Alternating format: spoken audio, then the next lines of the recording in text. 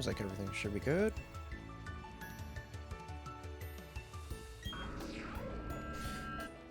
Hopefully I can get it today.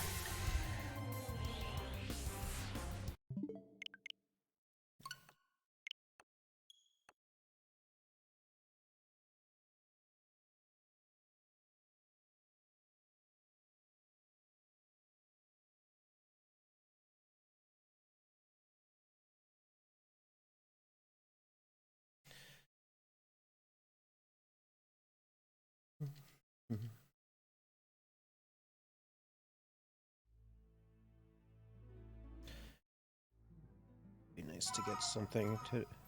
Would be nice to get it today. I'd like to move on.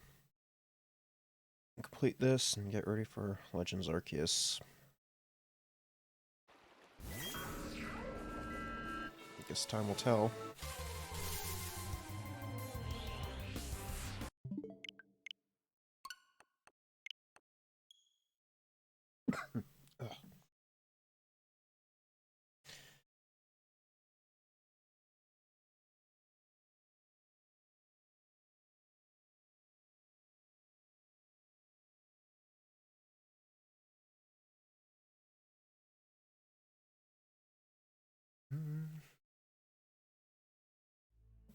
What's this?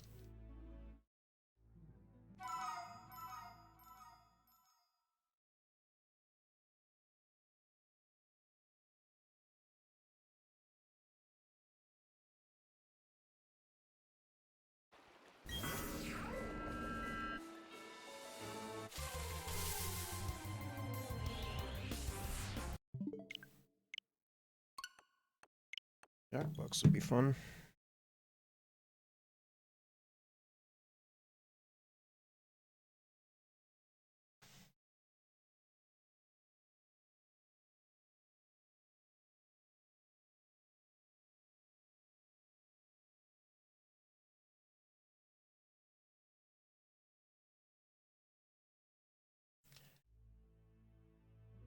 Alrighty.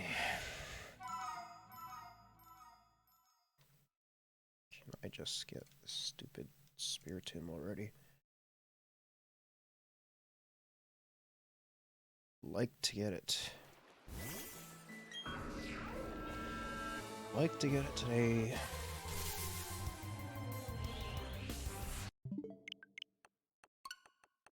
Don't really want to spend too much time on doing it either. Already spent so long on this stupid thing.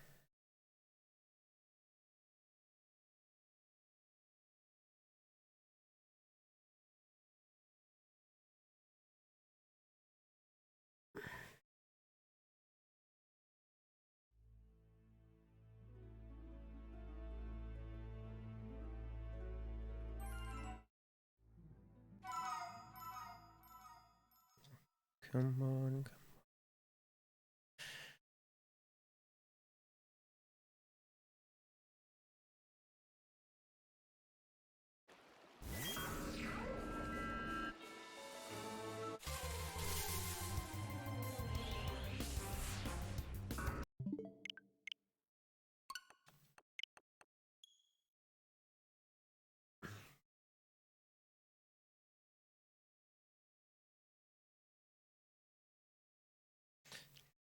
I haven't played Tetris 99 in such a long time, and they recently just came out with Legend Arceus theme.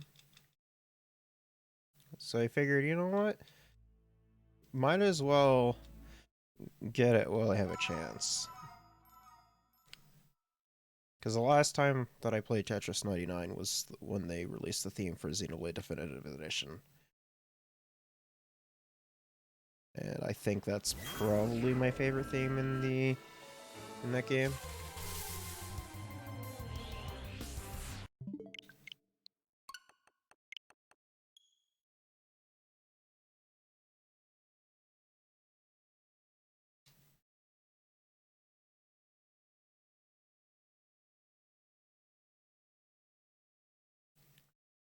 Kind of rusty at Tetris 99 though.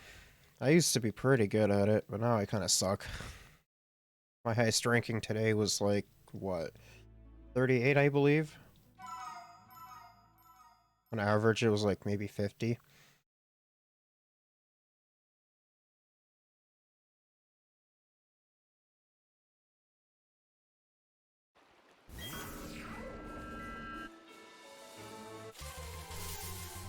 And yeah. Oh, the Spiritomb.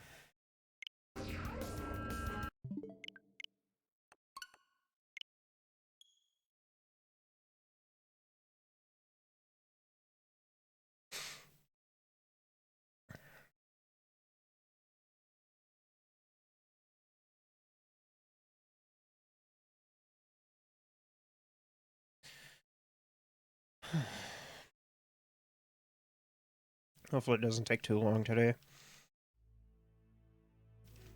Don't really want to stand. I don't really want to do it for too long.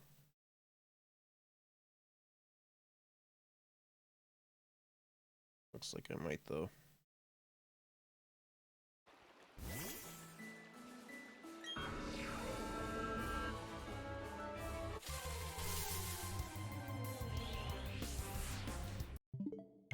Can I just get a blue?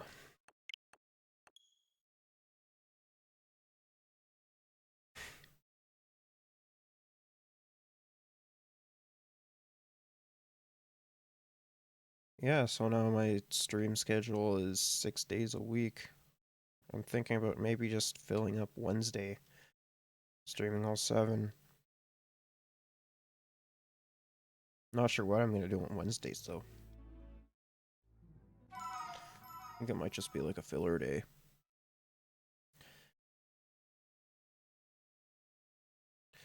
Might do Smash Ultimate and train up the rest of my amiibo so I can get AMT going again. That'd be nice.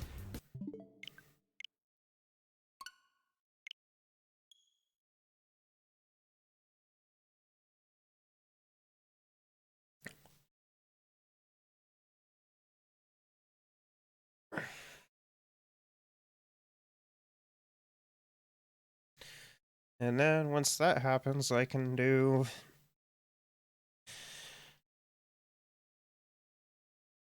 AMT again. Might be able to get some people over to do that as well.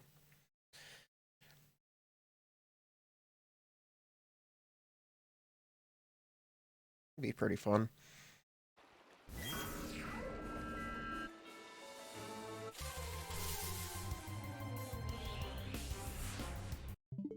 Did also pick up Shining Pearl today.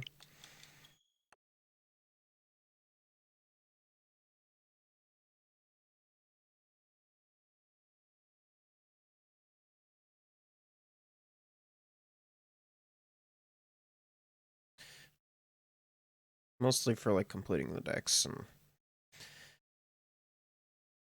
you know, just a bunch of other stuff too.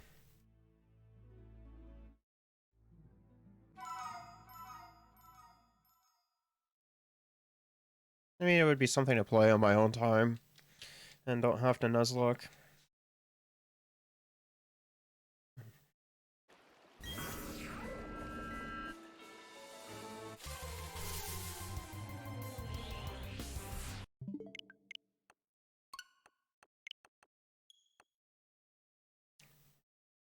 I'm a little bit sad though that I didn't stream yesterday. Kind of fell asleep. I guess yesterday just took a lot out of me.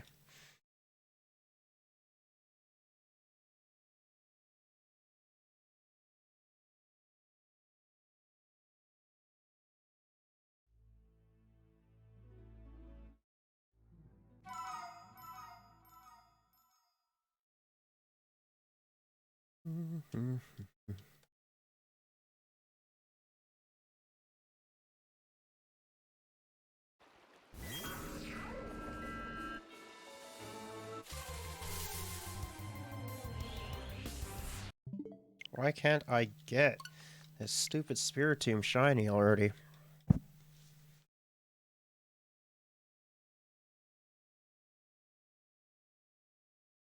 recently watched a video on uh Generation 5, right? Yeah, it was Generation 5, and how like everyone or how it's like the magnum opus of Pokemon. I do kind of agree with that. The story in it was great. The like it was mostly coming from like a visual point of view with like the moving sprites and everything. And I actually do kind of agree with that. I don't necessarily like the 3D because like they lost so much, like everything lost so much personality and character.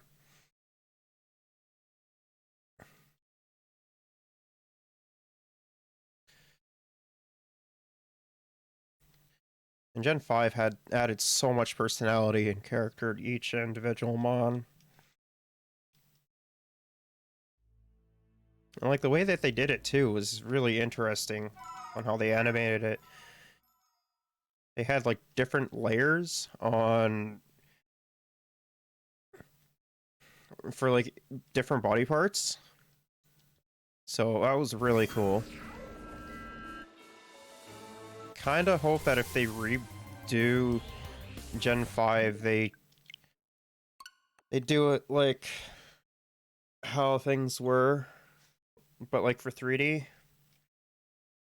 You know, like like actually striking battle poses and everything instead of just like the standard static poses that we have. Like, I mean, I know that they're outsourced to creatures, but like that's like one of the main things about Gen 5 that made it what it was.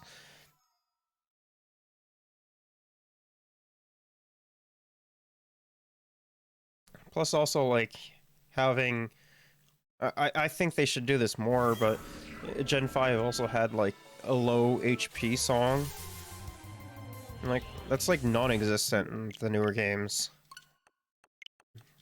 Like it's just a couple beeps saying that, oh hey, you're in low HP now. Gen 5 actually made it into a song, which was really cool. Like, don't get me wrong, I found the beeping really annoying in the earlier games, but Gen 5 just made it so much more interesting. Like, everything about it now, like, I didn't really like it when it came out, but like, over time, I've definitely gotten to appreciate the generation more, and I honestly think it's my favorite.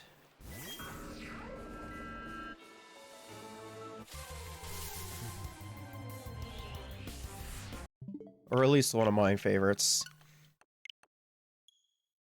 Because, let's see, it's essentially the magnum opus for, like, the pixel art and everything. And then the music in it was really good and dynamic. I actually quite enjoyed the story and the characters.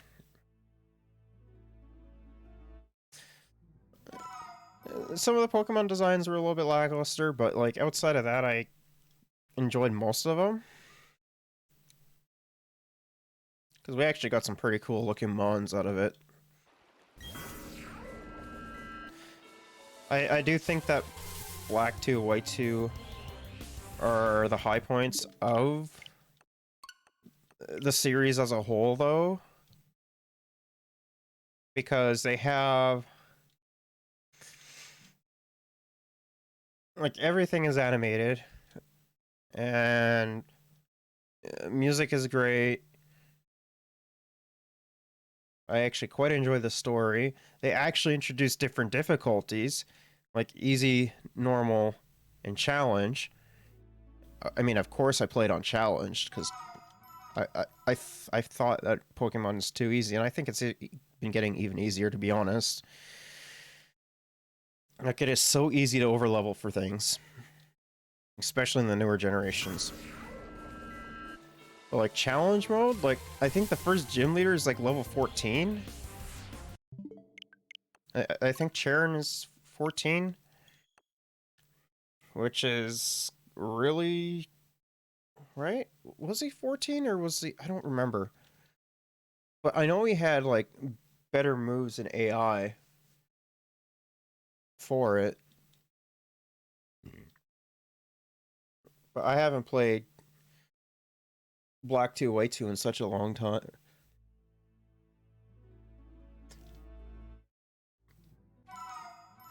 There are a couple copies floating around at like some local game stores, but like they want like $120 for it to 150 for like a full set. I'm like, that's not really worth it, to be honest.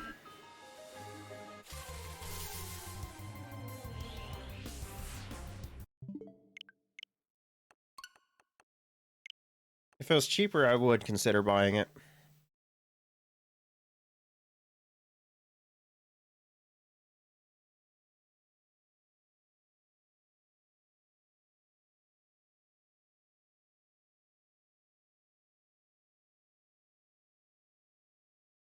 Yeah. Like, I mean, I'm not like dissing on like any of the newer generations. I actually think some of them are quite fun and challenging. Like Ultra Sun and Ultra Moon, for example. Those games are really fun and really challenging. Even like with healing items, the totem Pokemon are still really tough. It's too bad you just can't transfer them, which really sucks.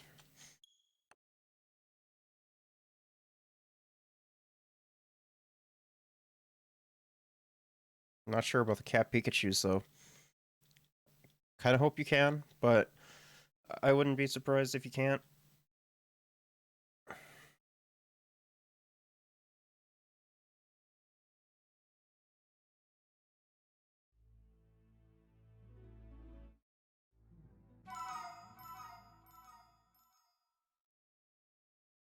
It's probably gonna be like another spiky-eared Pichu thing.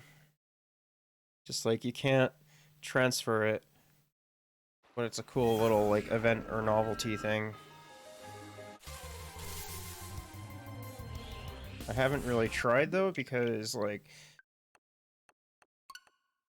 I don't tend to use the Pokemon Home a lot because like I don't play like a lot of the newer stuff, so like everything is just on like ORAS. Outside of like most of my shinies and like my Empoleon that I've had since Diamond Pearl.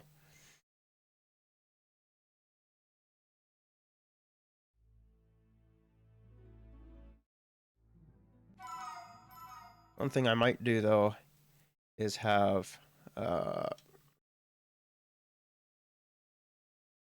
the shiny weather trio like get a whole bunch of ribbons in like older games, and then like after that like just see how many, like I want to kind of make a challenge to see how many ribbons I can actually get, because for whatever reason like legendaries are always allowed in like every single game, so you can get like a bunch of ribbons. The only one I can the only ribbons I can't necessarily get are like the event ribbons, like if it's an event Pokemon.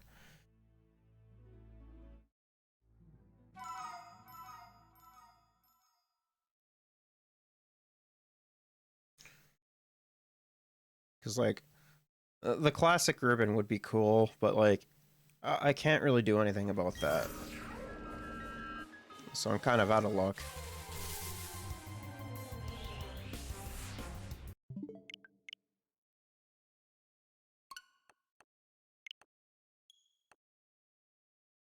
I mean,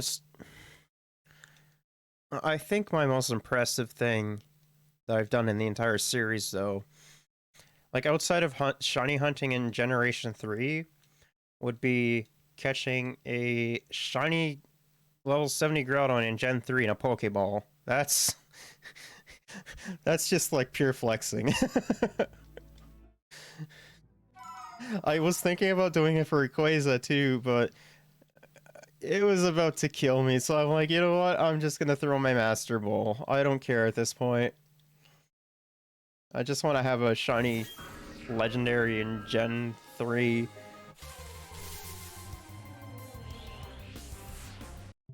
because that's, you know, that's pretty cool.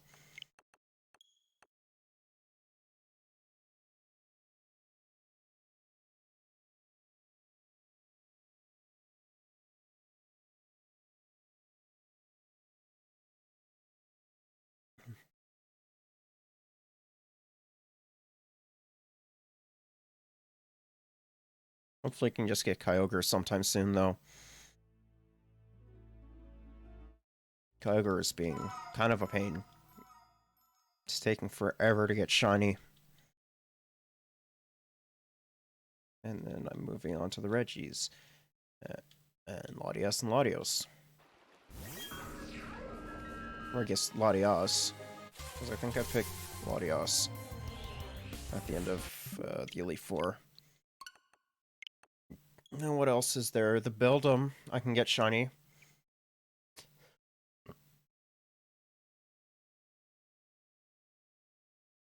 I think the Beldum might be a little bit easier to get shiny though. Because all I have to do is just pick it up and then see if it's shiny or not. And if not, I just restart. Or, like, I have to hard restart, I guess.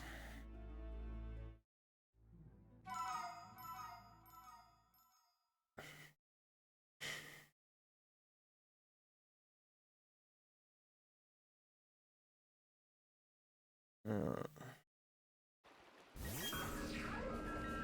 and then I can do... I have Fire Red. And then I can do shiny Zapdos, Articuno, Moltres.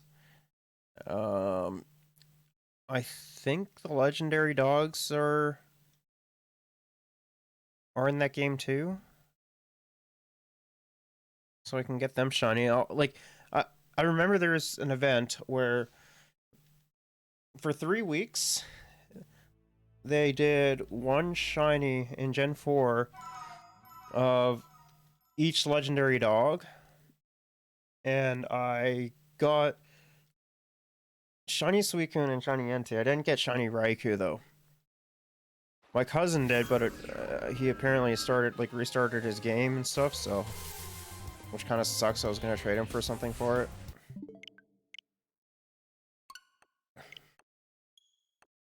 And, like... That just sucks, though. And then I'm probably gonna do some shiny hunting in Gen 4, too.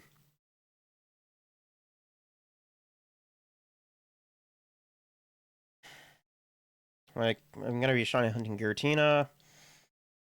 And then, Cresselia.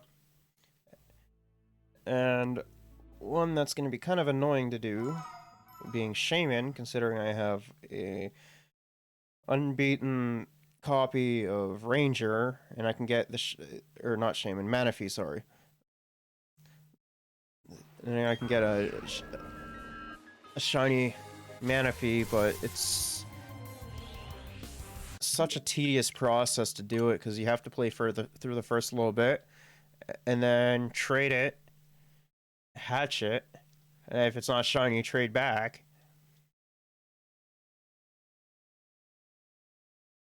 And yeah, it's just really annoying.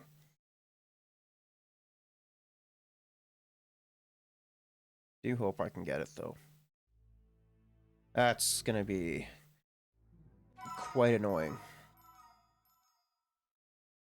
I'm a little bit sad that Manaphy is shiny locked in this game. But it's not in Gen 4, so I can do it in Gen 4. Even though it's gonna be incredibly tedious. Okay, man, come on. I've been shiny hunting this for so long. This is like my 4th stream in a row of Brilliant Diamond just shiny hunting this stupid thing. I hope I can actually get this stupid thing.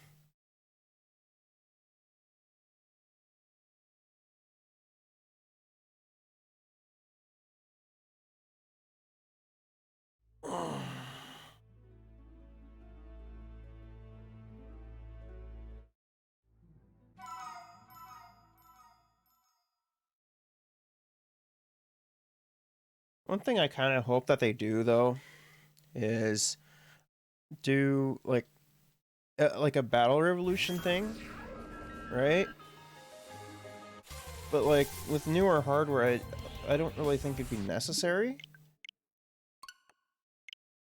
And it's like, especially considering that, there are other games on the Switch competing for it, or would be competing against it, like the actual main series games. But I think it should have like every single Pokemon and like actually put in the work and do what they did with Battle Revolution. Because I would love to see the updated and new models. I would love to see the new Pokemon in a game like that. Why not make it online, but make every Coliseum available on offline. But the one drawback that it would have is that you wouldn't be able to do a a versus against each other necessarily, like could with the DS, because like how it would work is you'd have your DS console and your friend would have another DS console, and if you had a Wii, you could have battled on Battle Revolution, and like some tournaments at the time actually used Battle Revolution footage the for the battles, like, right?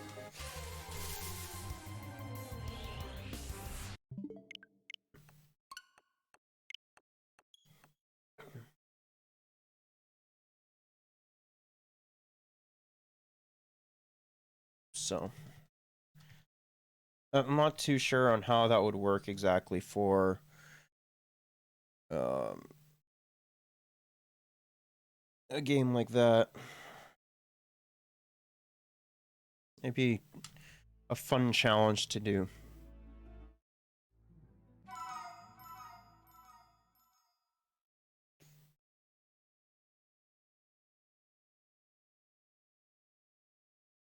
One thing I am going to try and do, though, is I'm going to try and use gyro controls more for, like, aiming and crap.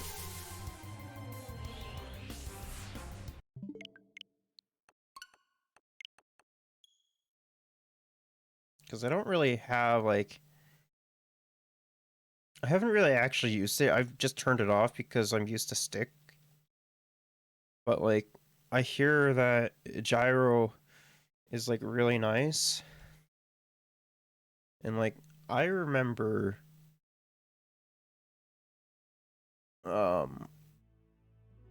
like the infrared LEDs and everything, like the Wii remote and the sensor bar actually being pretty good and accurate. Like, I made aiming in Twilight Princess on the Wii like really easy with the bow and everything.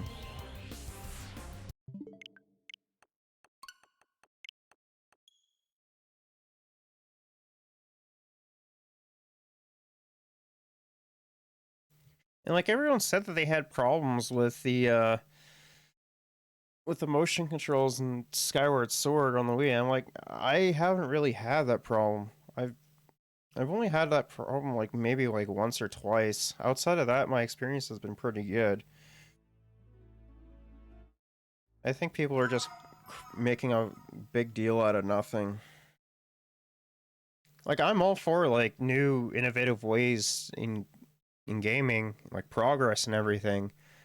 But as long as it's just like an option for people with disabilities or people that don't straight up want to use it. Because, like, I mean, there are cross-platform games that allow gyro control, and you don't see gyro control or gyro players like leading or like dominating everything because of the little range and movement that it has, the controller has, right? And it's like nowhere near as precise as like keyboard mouse either.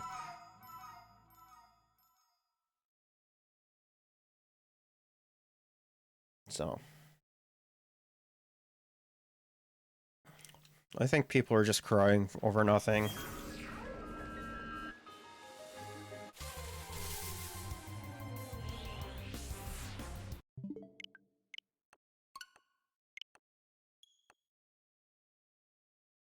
It's like people had thought that the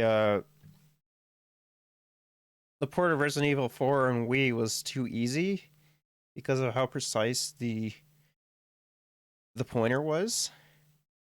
Like how it was like it was so easy like getting headshots and everything.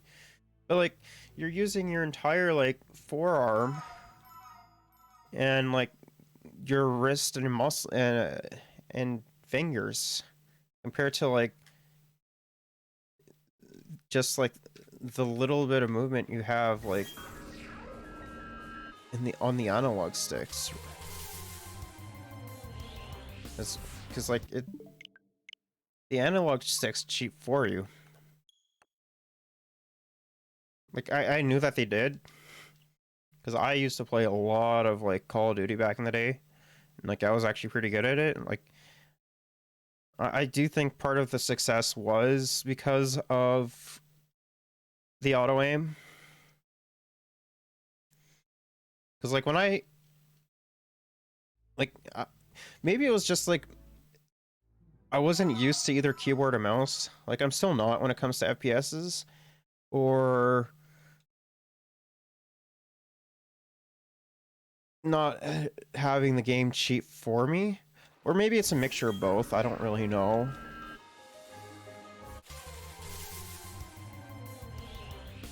But I mean, that's just what I'm used to. But like, I'm willing to I'm willing to adapt and change. So,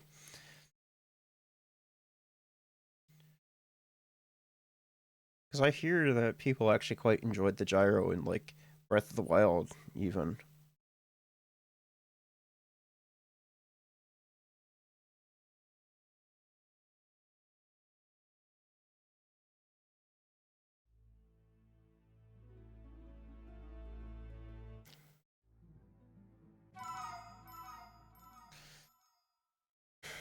Yeah,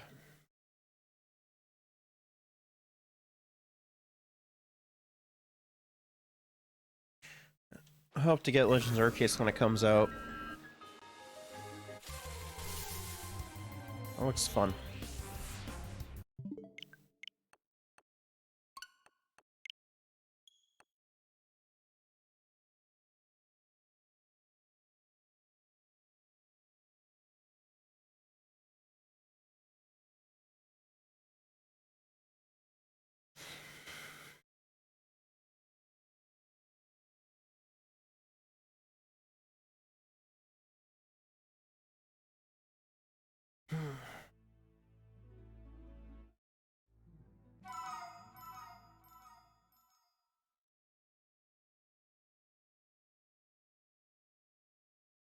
Yeah, like one of the things that I actually like, do like about Nintendo is that they're always willing to innovate in uh in an industry that doesn't really like innovation.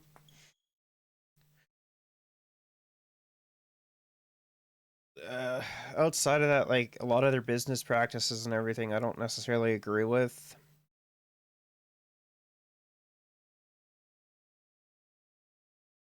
But there's only so much you can do about that, though.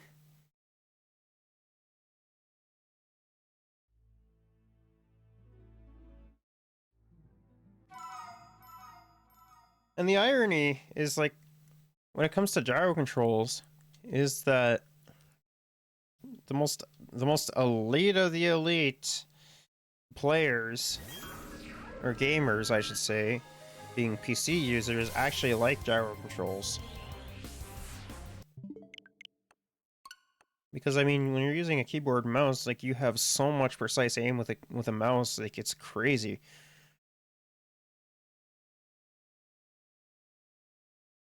I just think that gyro controls is like another input, right?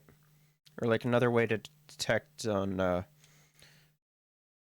like it's another form of detection. So you don't, and it frees up a stick, so you don't have to necessarily use, you know, the sticks for everything. Like it's kind of, I actually think it works perfect uh, as like a camera thing, camera control thing.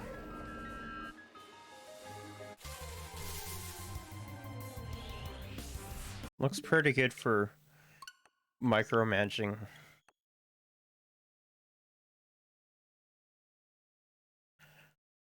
And the one thing that I'm like kind of confused by is the PS4 controller actually has gyroscopic technology, but like no games really use it on the PS4,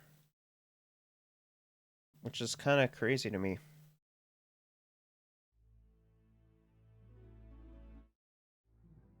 Like, why have a technology that you don't really use? But I mean, I guess to be fair, Nintendo hasn't really done anything with the HD Rumble, so there's that. Like, the HD Rumble is cool, but like, they haven't really used it for anything, right? So it's just kind of a useless technology. I think it'd be more useful for like VR.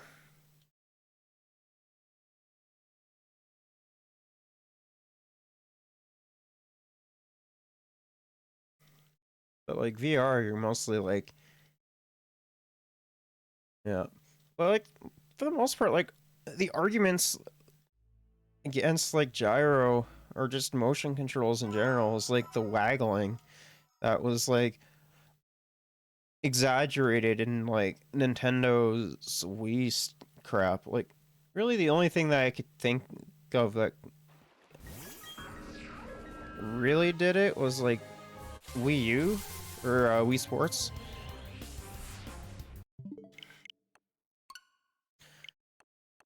But like, that's really it. Because like most of the time, a lot of the games that actually used the motion controls, you could just sit down and play. Like that's what I did for Skyward Sword at least. And I still read all my movements fine.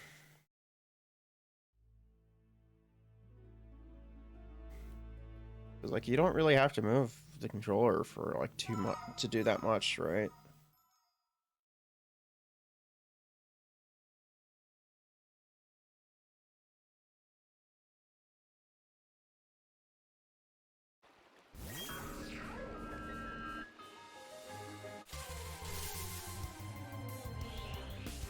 Oh my goodness, Spiritomb.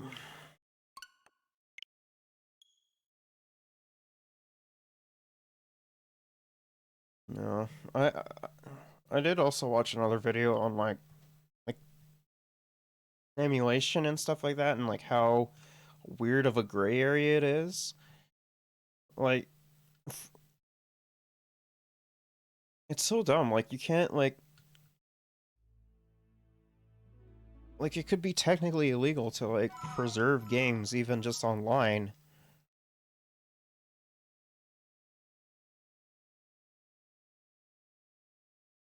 It's just like really, like there are some games that wouldn't necessarily be alive if it wasn't for emulation, or even games that would have been made because emulation actually helps out even like big corporations.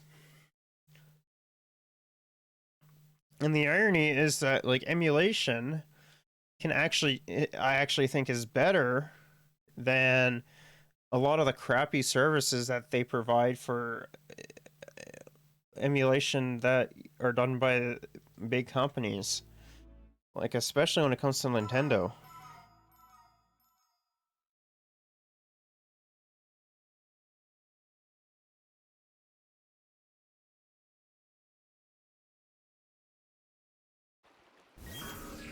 As well as, having certain region lock games in different translations as well. Biggest offender of that being like Mother 3. And it's not like people don't want to actually like support and play the original games. Of course they do. But when they're presented with like no options to either play the older games due to, them being incredibly rare or having no re-releases, their only option really is to go back and emulate, right?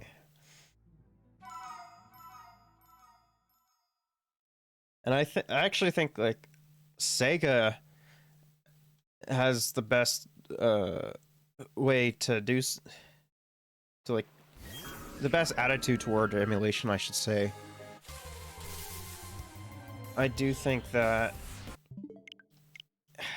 you know releasing them on Steam, and either you can either use like Sega's emulator or just take the ROM and put it into an emulator that you like is actually really good. I think Sega's done a good job on that front. Cause like, let's see here.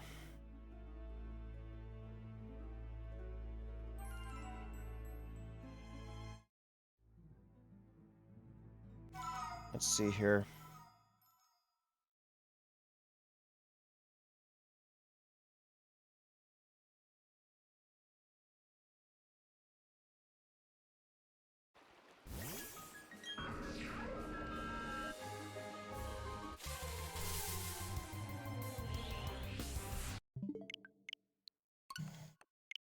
Let's see what Steam has for.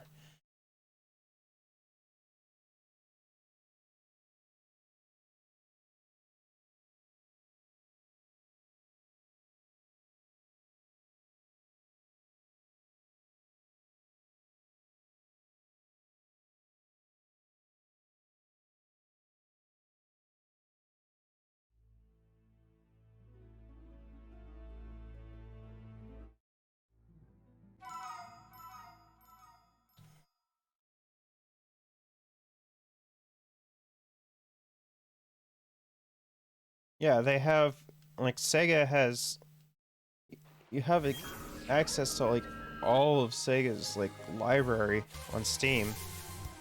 Let's see, there's like I just typed in Sonic and they have access to Adventure 2 CD. What? They have Sonic CD on Steam? Okay. Sonic and the Lost World, Adventure DX, uh, Sonic 3 Knuckles, the original, Adventure 2 Battle, All Star Racing 2, um, Spinball 4. Yeah, that's just 3D Blast? What?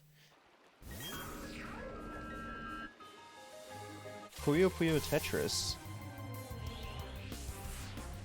And like the nice thing is that like they're only like $6 like for all these games outside of like they range from like 6 to what? Actually, no, even cheaper. You can get some at like $4. From like 4 to like $20. Now imagine if Nintendo did that. Especially for like their older games like NES, SNES, N64, Virtual Boy, GBA. That like I'd even argue like DS and GameCube too. And maybe even Wii.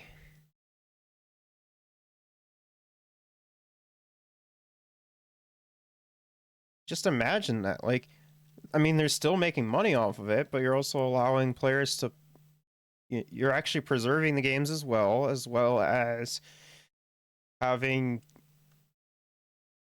players be able to buy a legitimate copy of the game and a legitimate ROM and being able to play it, right?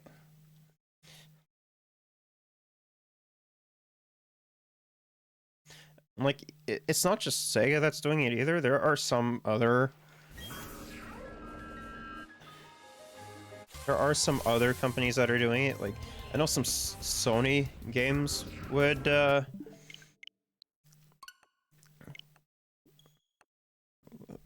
do it as well.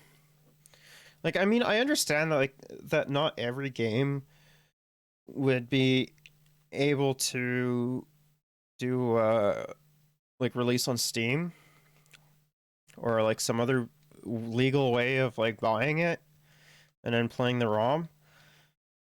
The biggest one I can think of off the top of my head would be GoldenEye, like the N64 GoldenEye. But like 90% of even like Nintendo's catalog can be, gotten on, be fine. It's just only like a couple cases that are a little bit awkward, like GoldenEye, maybe Castlevania, but that's owned by Konami. Like maybe mostly like old Castlevania, but like even that I don't necessarily know about because like starting from like Symphony of the Night onwards, it was like bouncing all around the place. So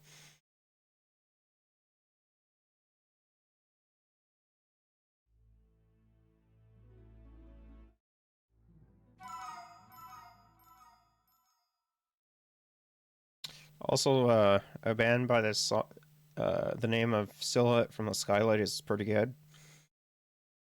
Emperor Time is really good.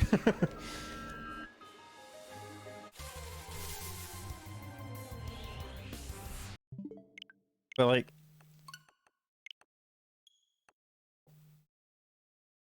I watched a video on like how easy it was to like make money off of Spotify by like not even doing anything too hard, by having like fun farms and like making a playlist and like it's just crazy to me. Like why and like the fact that the fact that people have had reports and complaints about their account being hacked is kind of weird to me, considering that they're not willing to do anything about it. Like at the very least, do the bare bones minimum and have two-factor authentication. Like that is one thing I should probably do a little bit more is two-factor authentication for like a lot of my accounts. I just I just don't want to necessarily do a little bit of extra work when I'm creating an account.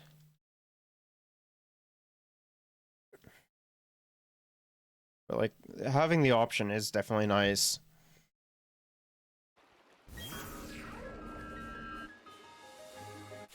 Like I do like Spotify a lot, but like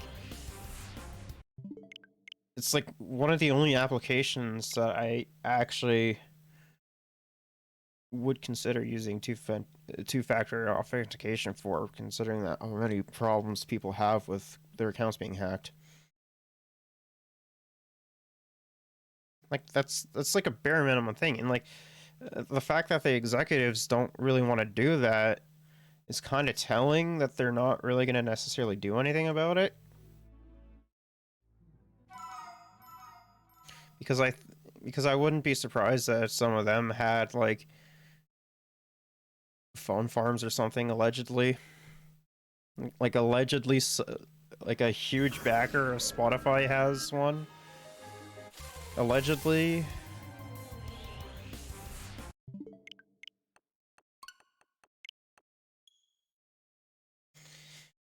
And the nice thing is that a lot of Like I do have my gripes with it for sure, but like having a lot of music on demand from like all over the place and being able to discover new stuff is pretty good, I think. But like just make it a little bit more secure and like I'd say restructure how you do paying your creators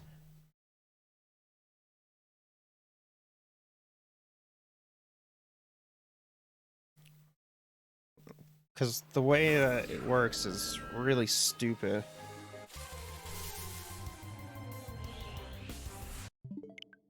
I don't know why it's so hard to even do bare minimum stuff. Every other social media company does it. Like even Facebook, like it's kind of telling when even like a place where boomers go to collect and spread like conspiracy theories, like is kind of telling. But it's just ridiculous to me. One thing that is good that came out of it is a lot of game companies do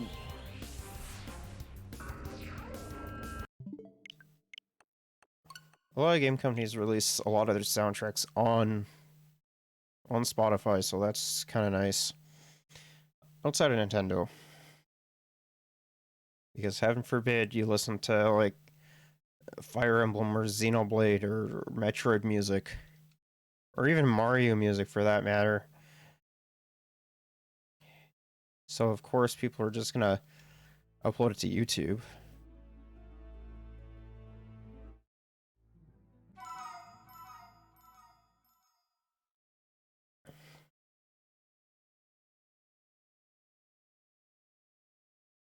Like I mean, I get that like they want to try and get people to spend as much money as possible, and like are very protective of their own property. Frankly, I don't really care if people like repurpose my work or like the stuff that I do on stream. Like I really don't care.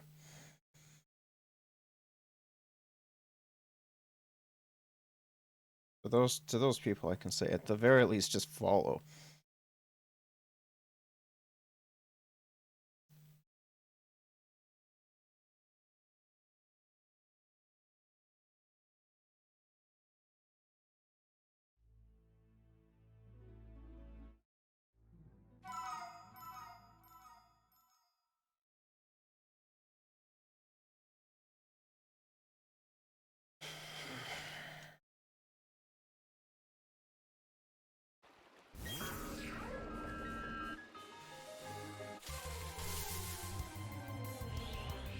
Oh my goodness, the stupid Spiritomb, man. It's making me annoyed.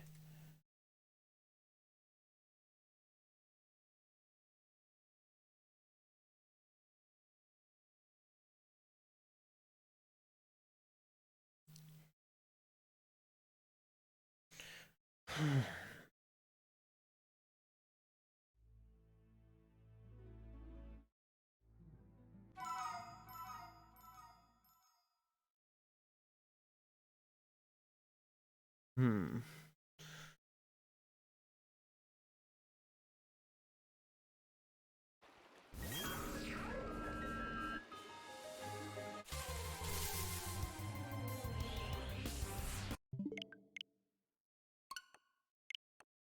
Yeah.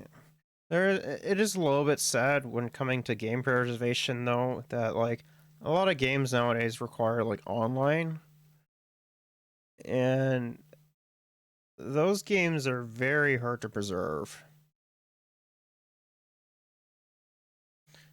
And like I don't understand how companies can get away with selling like a multiplayer game that's going to be offline in like 3 years. Like how can you charge like 60, 70 bucks for an online game for that price and then shut down the servers in like a couple years?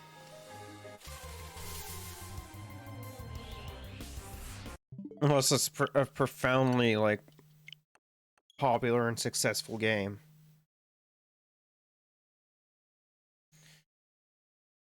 Like, one game that I didn't get a chance to try that I own, but, like, was purely online, was Super Mario 35. I wanted to get around to playing that eventually, but when I wanted to play it, it was offline. It looked fun. I just never really had time to play it. And then when I wanted to play it, when I had time and actually wanted to play it, everything was offline. I'm like, really? Why? Why release that at that point?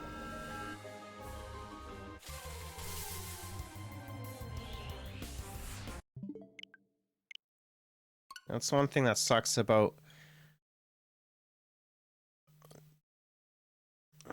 online games, like online only games. They have like bare bones single player content,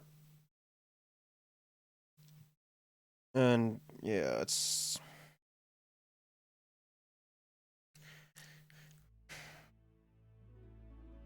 so dumb.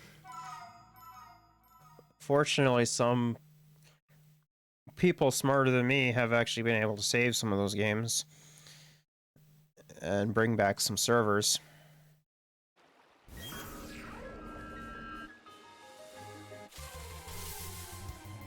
One thing that's kind of crazy to me though is the huge preservation um, efforts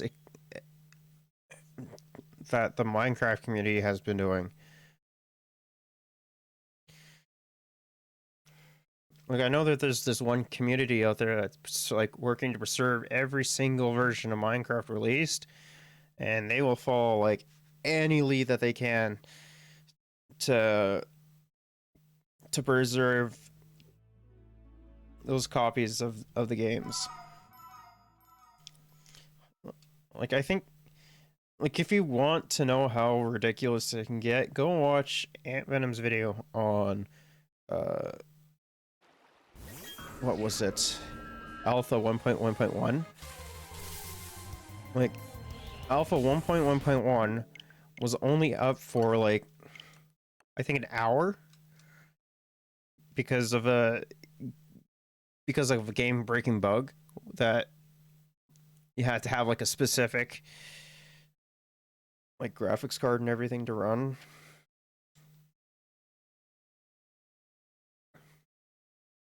It's just kind of crazy to me.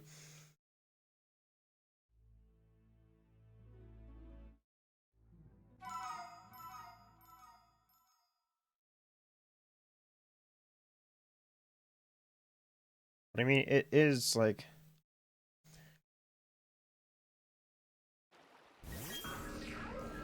it is a way to preserve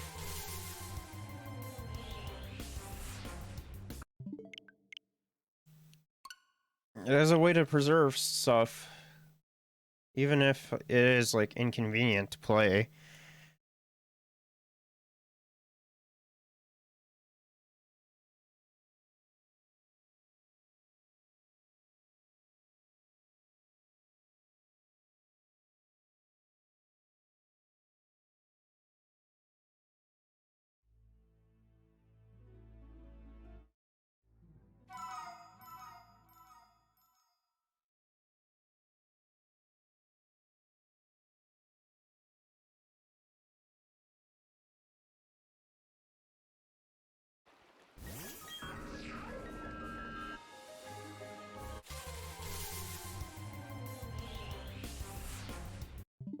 Oh my goodness, how long is it gonna take to get this stupid thing shiny?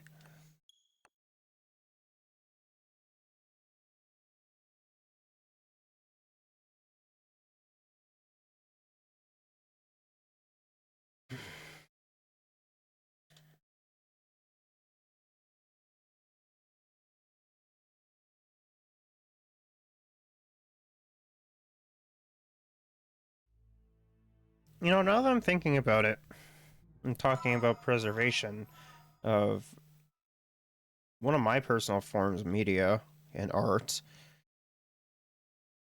How are people going to preserve, like, once streaming sites, if they die off, how are people going to preserve a lot of those original shows? Like, I genuinely don't know.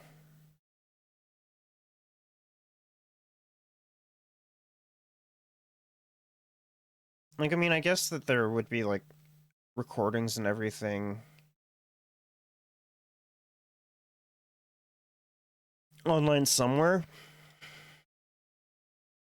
Like, I guess that would be a form of preservation. Because I know that there are screen recording devices. Like, hell, even OBS can do it. Well, now that I'm thinking about it, I think I understand that. At least, hell, I would probably do it. I mean, I'm sure that there are other methods of doing it that are way much more effective. Oh, I That's such a problem sleeping last night. Couldn't fall asleep till like 5. And I got up at like 9, I think it was. I'm so tired.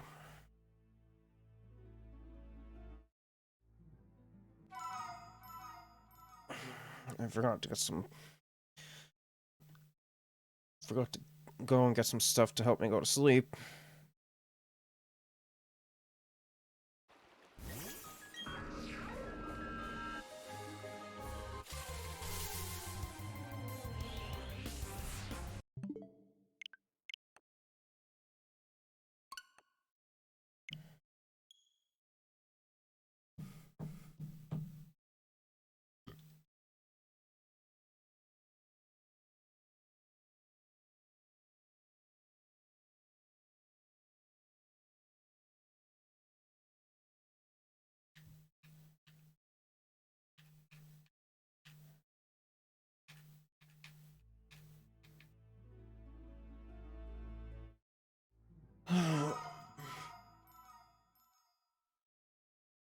Oh, I'm tired.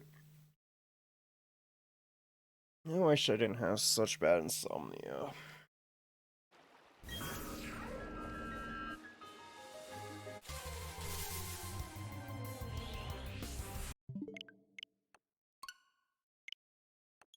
I should have made a stop at the weed store,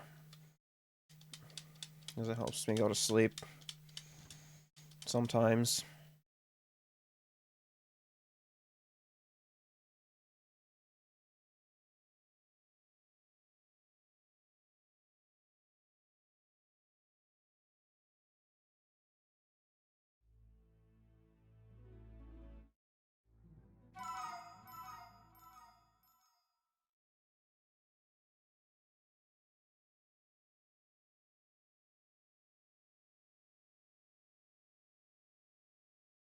Oh, oh man.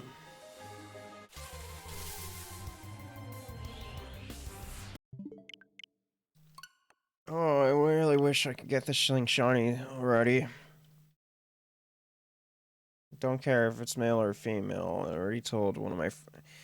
I already discussed on Wednesday what I would name it if I got shiny.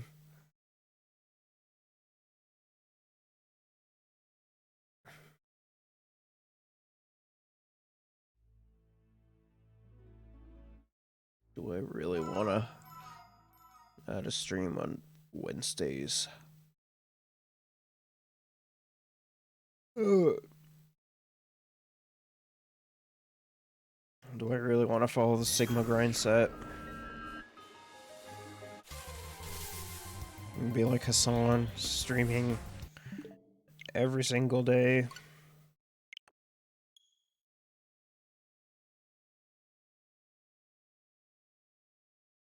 You're really crazy.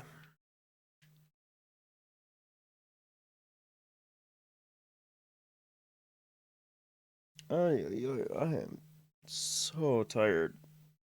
And it's not even 9.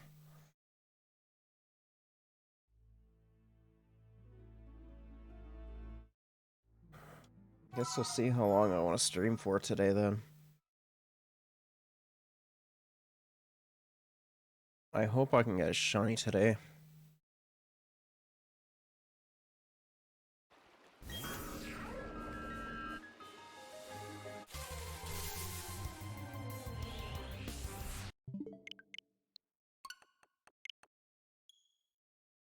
Hmm.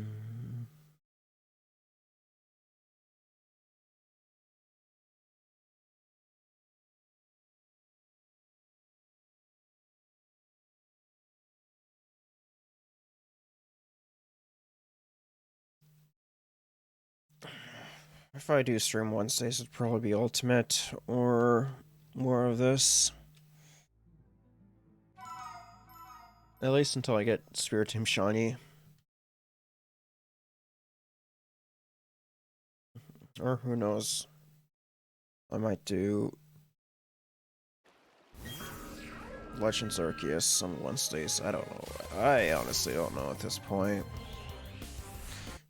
Oh, just turn blue.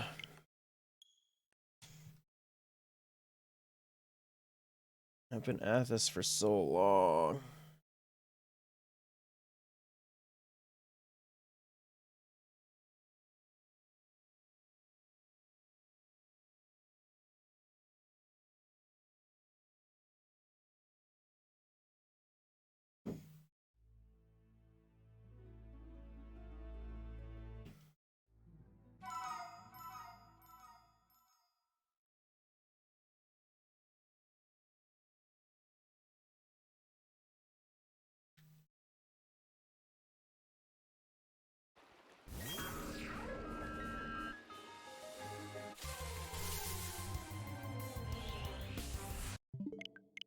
Oh my goodness.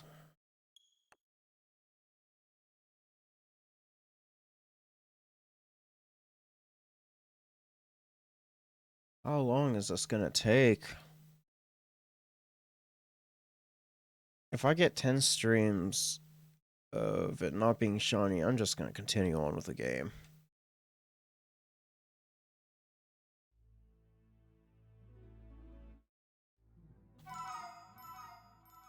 I'd probably just like autosave or let autosave do the work. Because I don't really feel like looking for NPCs again. Because that really sucked.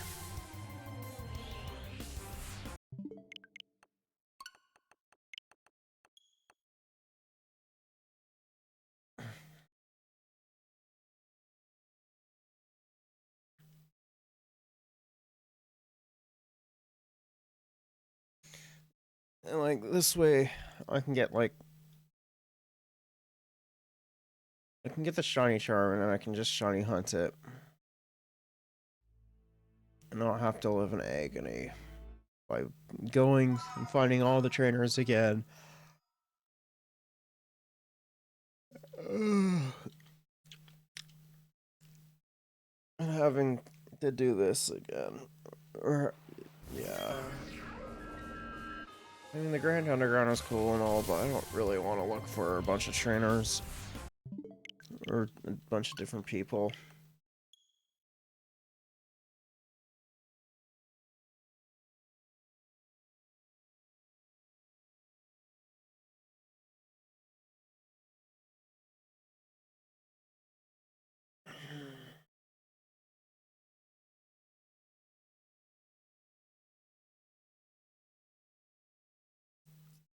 Oh, come on.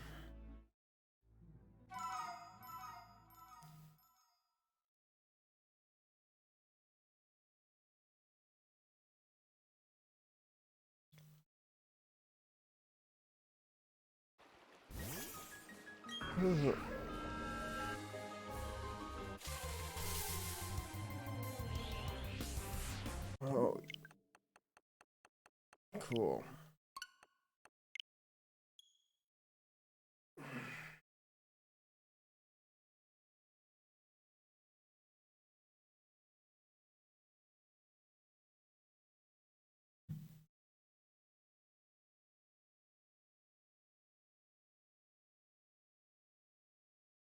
It's hard to even stay awake when I have music going.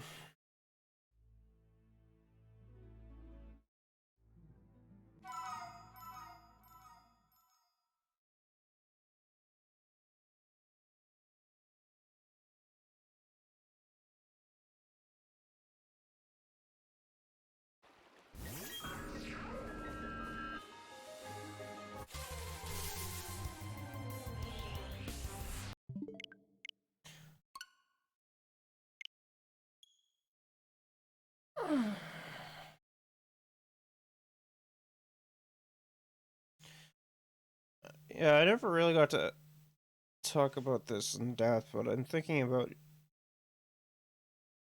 starting to work out and stuff.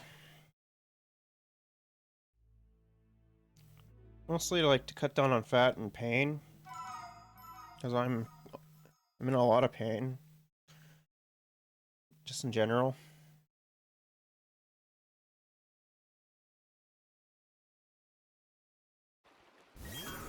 I mostly like got into like a workout rabbit hole the other day,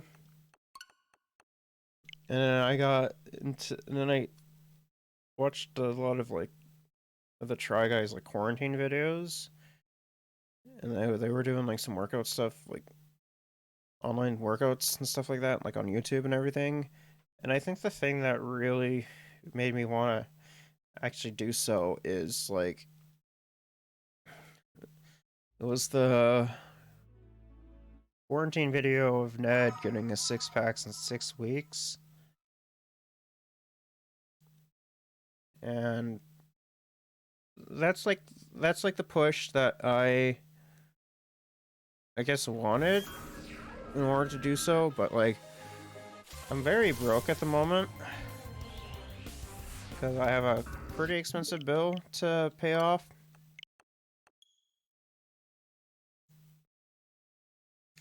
And it's so much fun paying it off too. Like, I've been paying it off this last month, and it's just stupid.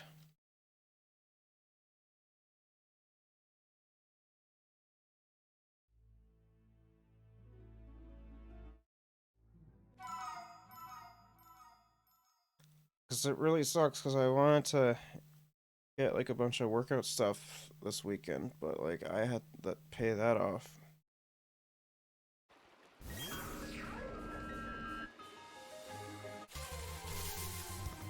It's really annoying too.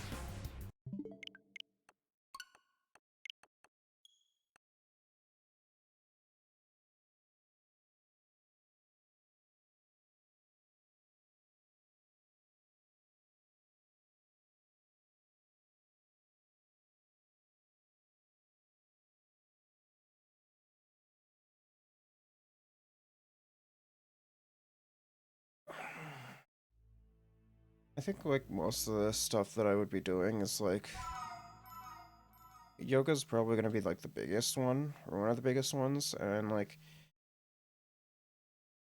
outside of that, like just mostly like very basic like workout stuff. Cause like I'm not looking to get jacked or anything. I'm just more or less looking to lose a little bit of weight and then getting a shape other than round.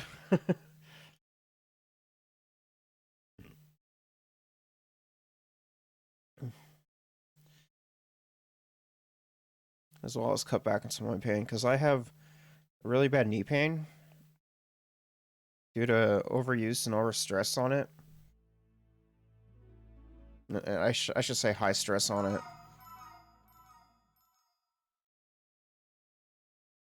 And like I tried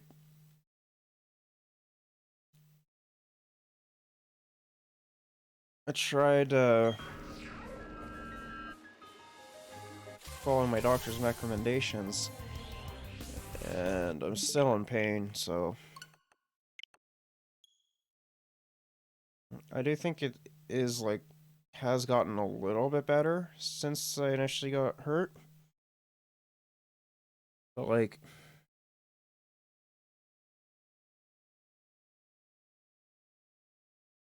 if I get like one more like really bad pain in my knee, I'm probably gonna visit my doctor again.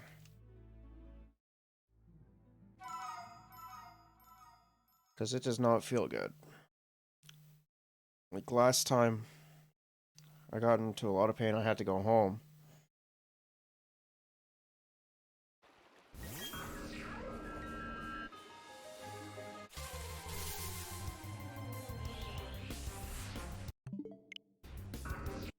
And there was nothing I could do about that because I was having problems even just like standing.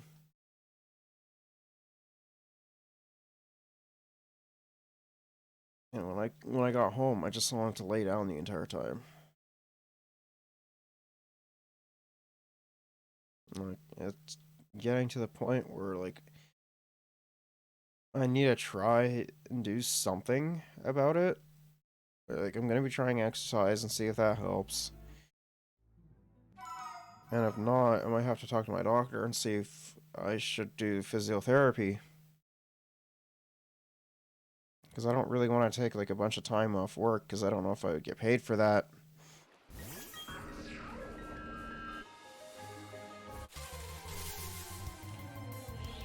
And with provincial leadership being conservative, them stripping back a lot of labor rights, it's like, what would I be able to do? Because the conservatives fucking suck.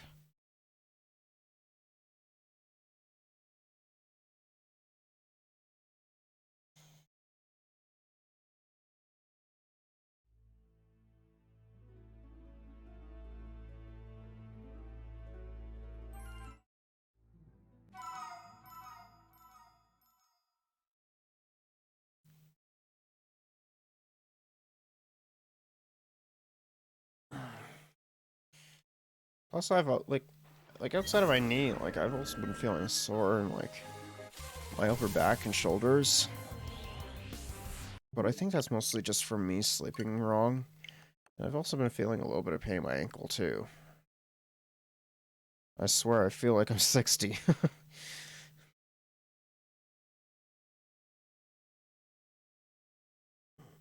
I just don't know what I'm gonna do about it though.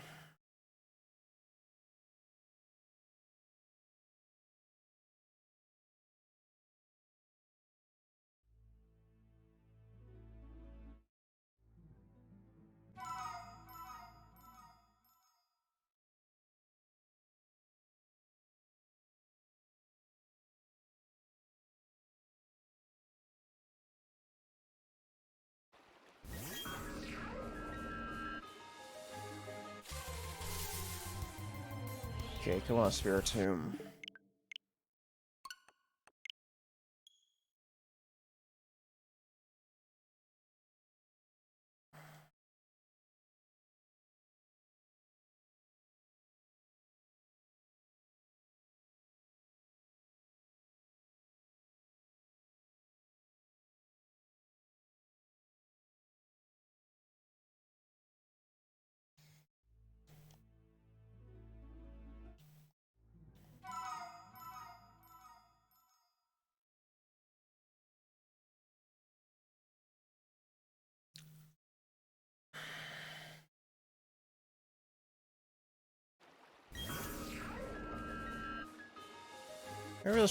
Really wish I had more leisure time to myself.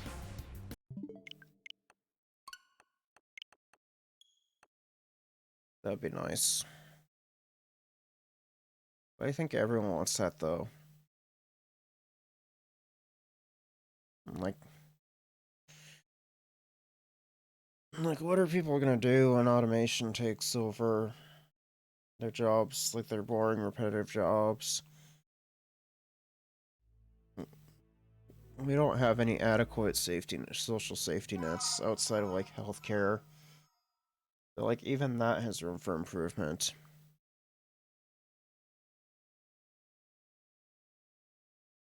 I really wish there was higher class consciousness. Like not villainizing people that are making like what, like $11 an hour and like 25, like $25 an hour.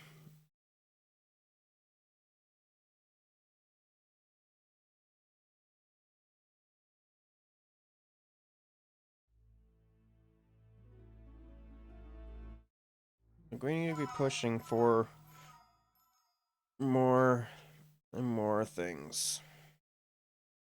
Because the conservatives just want to cut everything back. The liberals are too spineless, and NDP are alright, but like they still have they still have a long way to go. I mean, they're a start, or like where Bernie is.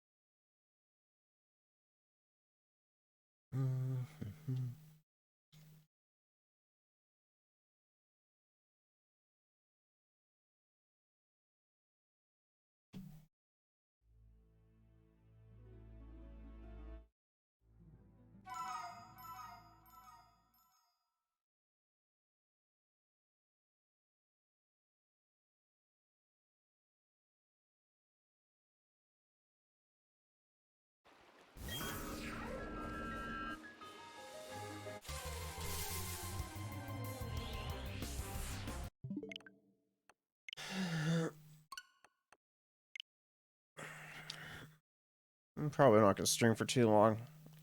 I might go for another hour at most. Mostly because I'm just getting really tired.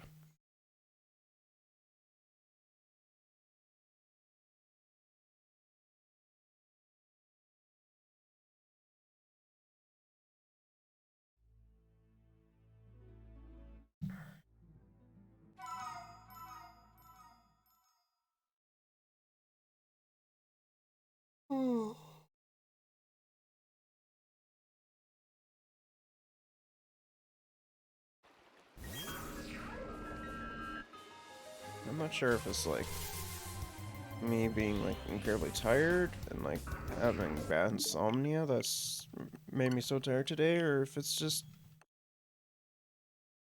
continue to shunny hunt this.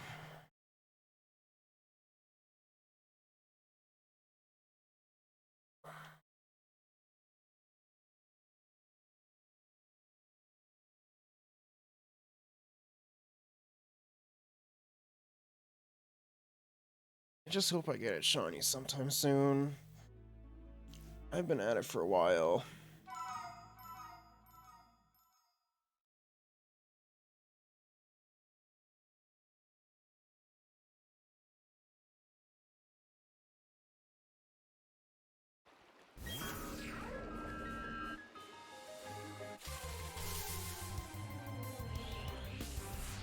Oh my goodness.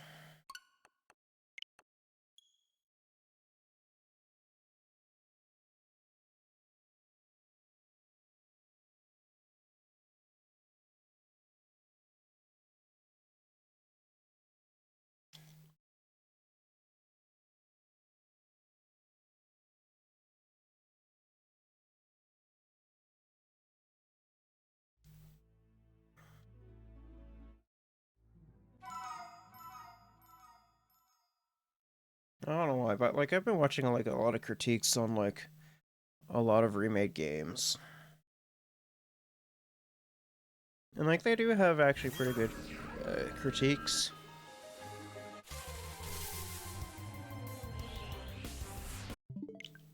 Or like they do make some pretty good points.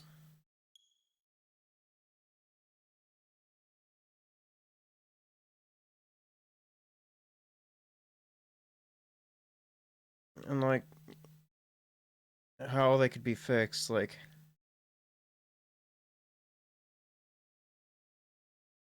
Ocarina of Time could be like just a couple tweaks and it'd be like perfect.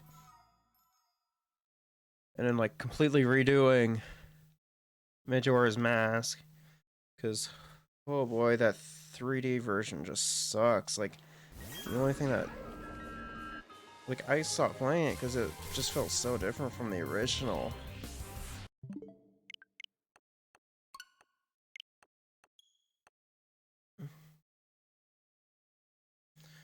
And like I stopped playing like after the first dungeon. I thought it was.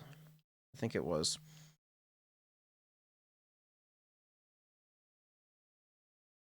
And that's really surprising for me, considering that I play Zelda games all the way through and get every single collectible. And like it's the only one that I haven't actually done. I mean, technically I've done that with Majora's Minish Cap as well, but like I just haven't really had time to play the other one due to like streaming and like work and everything else. Like I think that it's actually a pretty fun game. I just don't have the time to do it.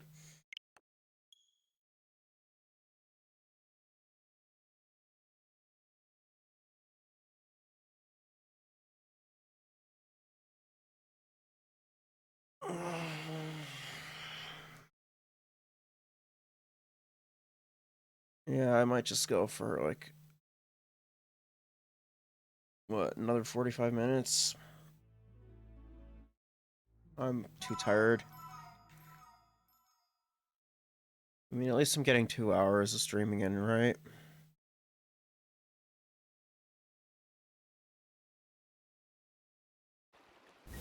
One thing I should probably do though is sort all my playthroughs into different playlists on my VOD channel, and then get someone to like do like a highlight reel of like all the best moments in stream and then just post that to my main channel. Probably start with Metroid Dread and then go on to um Aria of Sorrow and then Brilliant Diamond, Nuzlocke. And then whatever I do after this. Oh, and then I guess Minecraft and Terraria as well. Because I guess I do those games too. I do think that I probably will do like the ultimate videos. I'll probably upload those to my main channel. And at least I have something to do, right? At least I'll have something to post there. Because, like, on my main channel, like, I mostly want to get into doing, like, more in-depth, like, stuff, like, about, like, certain games and everything.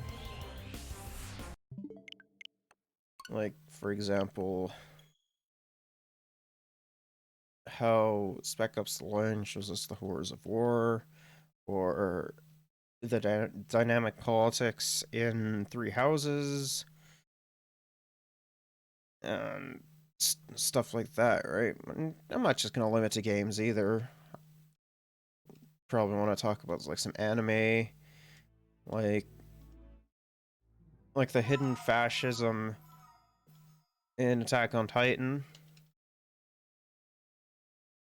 and just fun stuff like that. But that stuff takes a lot of work to do, though.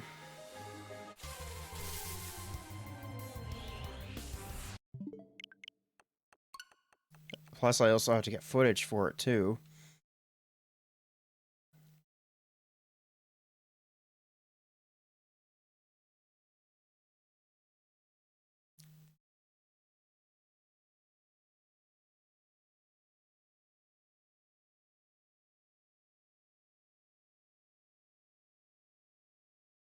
Like, I have a decent amount of ideas for like, video ideas on what I want to do.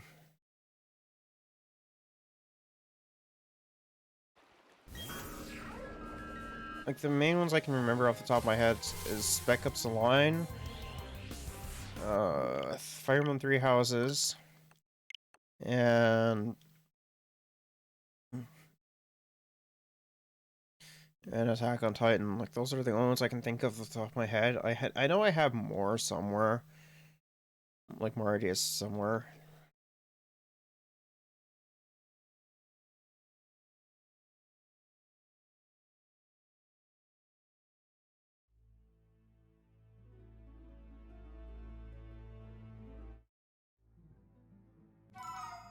Maybe even do like some comparison stuff to like in like IRL stuff to history and stuff. I don't know. But like I have to do like a lot of research, and I have to learn how to edit and do a whole bunch of other stuff as well. Like, I have a lot of good ideas up here, but like actually having the know-how, like the understanding and everything that I should have a pretty good grasp on.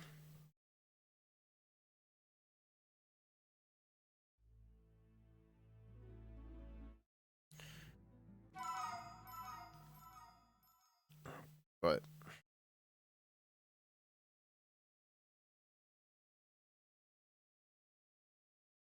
the stuff um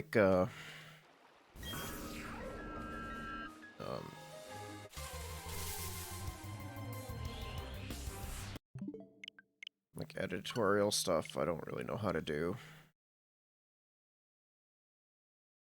So that's something I'll have to learn how to do.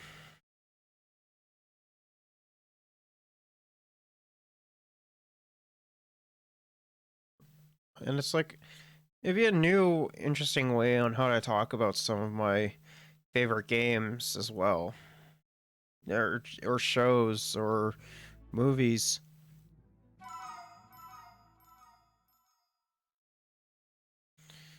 Like, it'd be a new way to talk about some of my favorite media,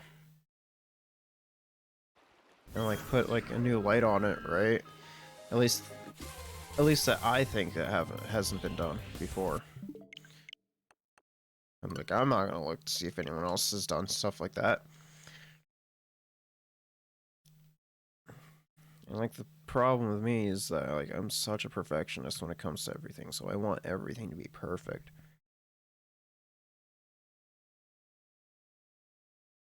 Because when it comes to projects and stuff like that, I don't want to put out something I'm not happy with.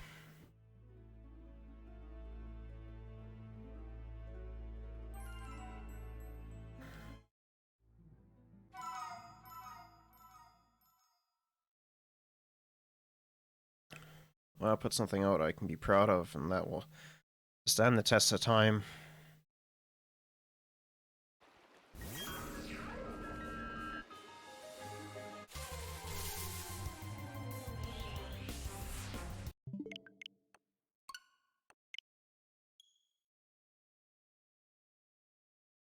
Just trying to think of like what other things I could do, like what other video ideas I can do. I do want to talk about Black and like Gen 5 for Pokemon, because I know that there's a lot of interesting hidden stuff in there. So I want to like replay those games,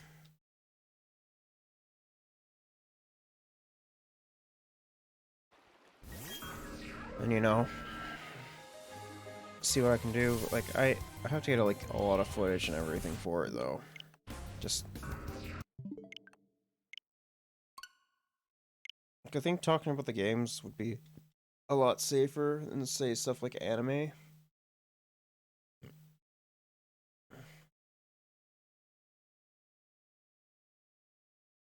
But I still do want to talk about the anime as well.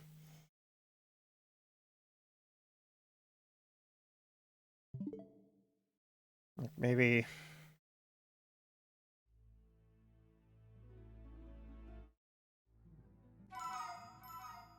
I don't know.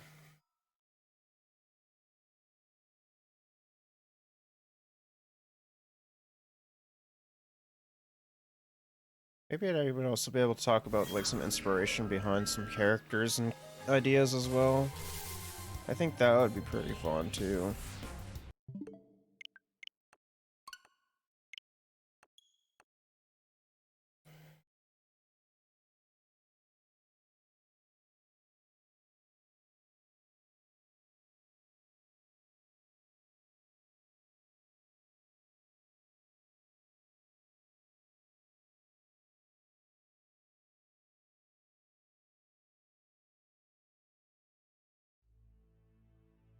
Hmm.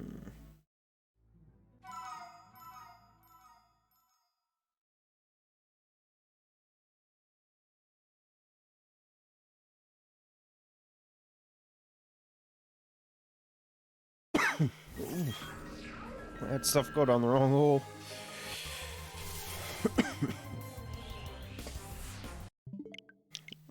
I hate swallowing spit down my air tube. I do that a lot. I don't know why.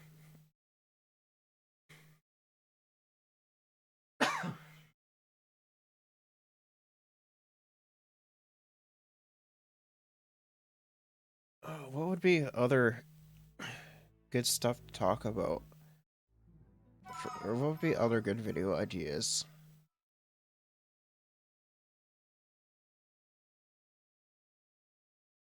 Like, I do want to talk about Isekai Moto Shouka Shoujo Midori Majutsu, or How Not to Summon a Demon Lord, and, like, why I like the protagonist in that show so much and think he's the best in the genre, being, like, ecchi harem.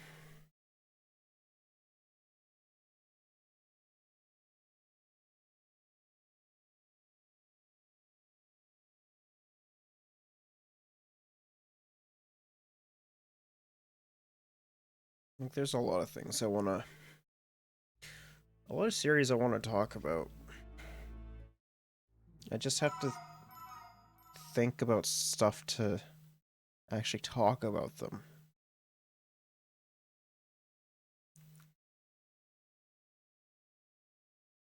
Because I haven't played the Spec Ops line in a long time, so there could have been things that I had missed on my initial playthrough.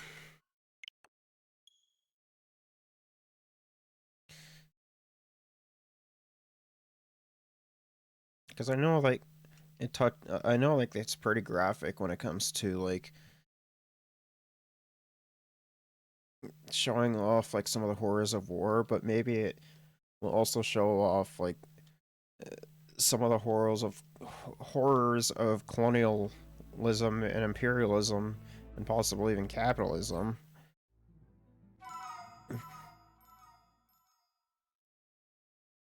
But I haven't played that game in so long.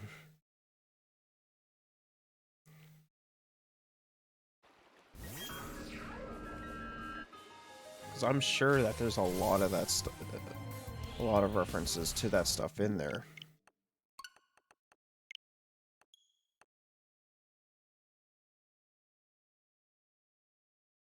But my main thing is I don't really know. I don't really know what it touches on because I haven't played it in such a long time.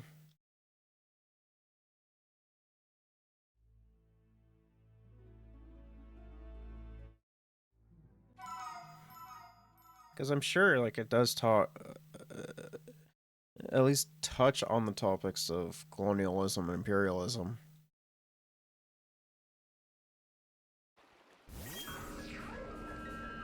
And, like, how...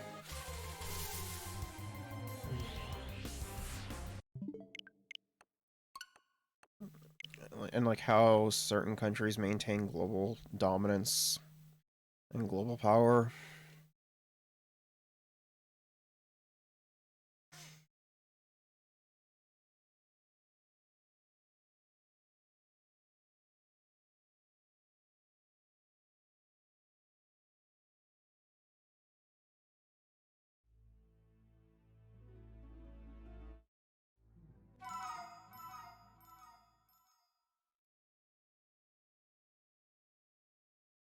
Like, I have a general idea of what I want to talk about for um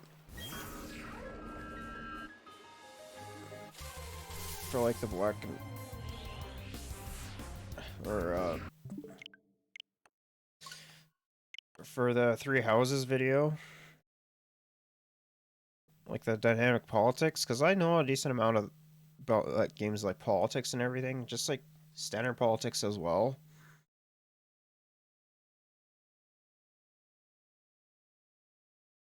Basically, the three house leaders represent like a different form of governance and economic systems.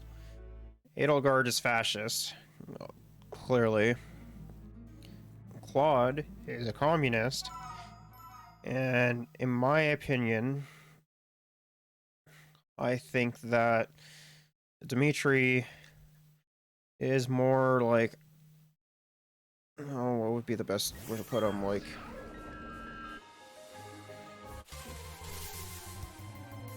either like social democrat or socialist, somewhere in between there.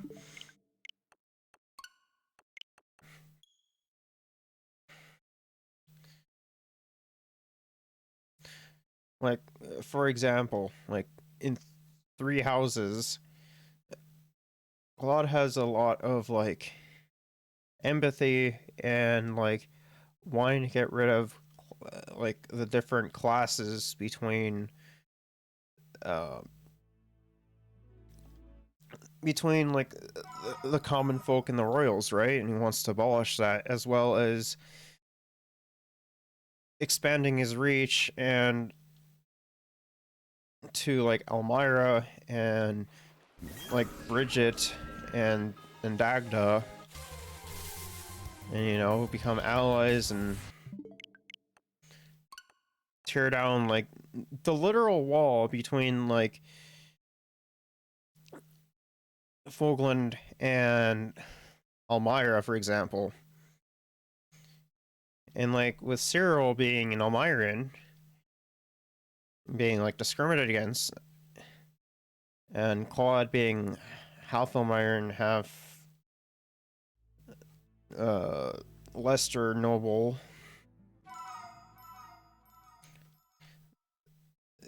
Yeah, of course he's not going to stand for like that kind of crap, right? Like racism and crap. And like, I get that Fogland's locket was there to prevent the Elmirans from invading, but it's essentially the same as like, say, the border wall in the States, for example. As I think it's more or less used for discriminatory reasons and trying to keep uh, a different ethnicity out of the area, and those that who are in the area are discriminated against.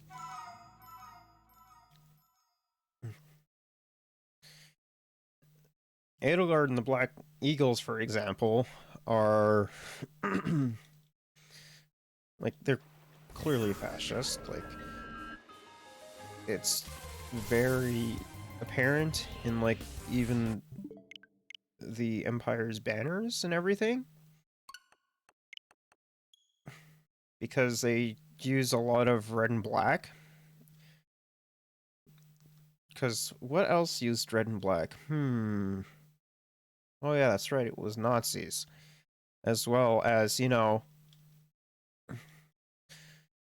she says she thinks that her suffering is due to like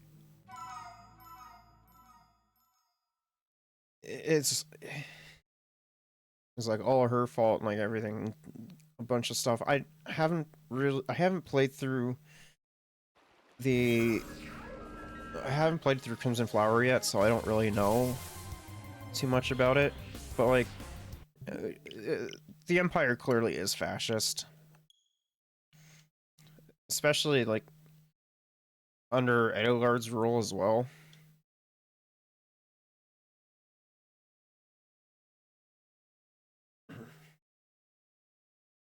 And like, Dimitri's like very middle of the road. Like he does have his own character arc, and I do think it is fairly strong. But like, it kind of gets hard to place him though, because like he understands like later on that, you know, you can't just rely on yourself for everything. You have to lean on others to help, get some help every now and again too.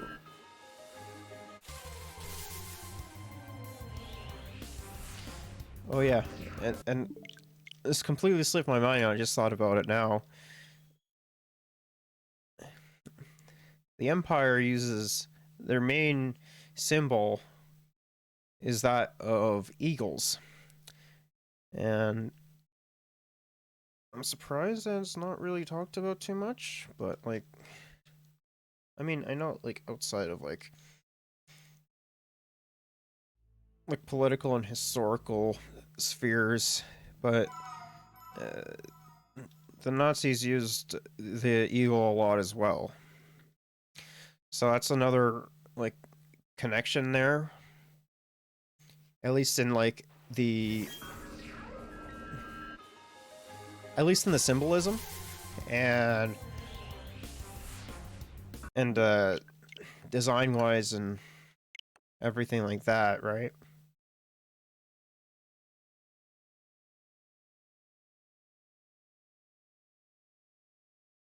As well as like Edelgard's views also do line align with like a lot of right wing ideals as well.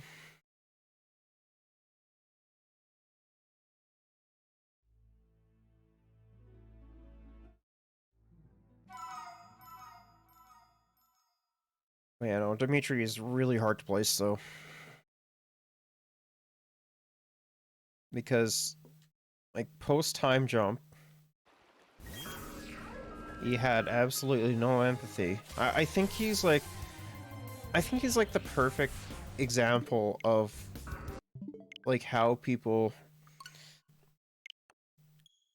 can get converted to one radical extreme to the other, or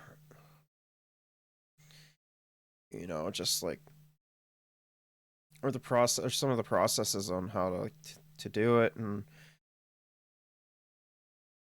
as well as like not being able or not being afraid to like ask other people for help. Like I mean, it is, and like don't even get me started on like the other students. Like Ingrid, for example, is very racist towards Dedu and you know and his people, right? Because of her fiance dying in a war that was set up behind the curtains by oh, what the heck is her name again? I don't remember. But like, it's just crazy to me. It had nothing to do with to do because he was just a child when it happened, right?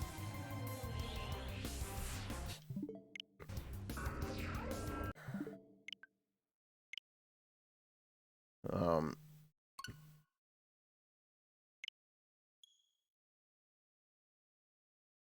yeah, it's just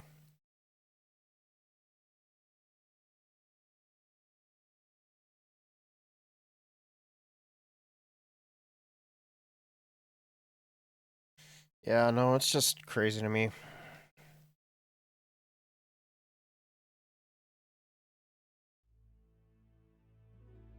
It's just crazy on to me on how deep Three Houses is like, and the world that they have created.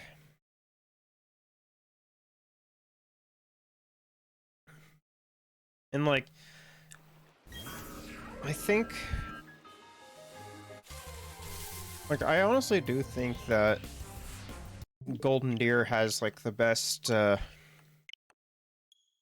characters and like lore and everything, and like political issues and stuff like that. And like, we also see like growth from characters like Lawrence, for example, who like absolutely despises the common folk, but like recognizing that as a royal, he has a duty to protect them, right? But later on, we see him opening up to things that he would have never ever even considered, like marrying a commoner, for example.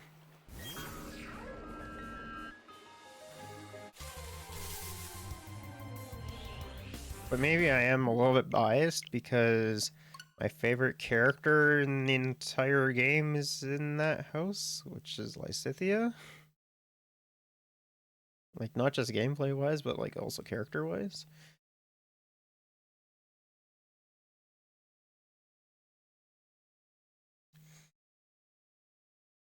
But yeah, like even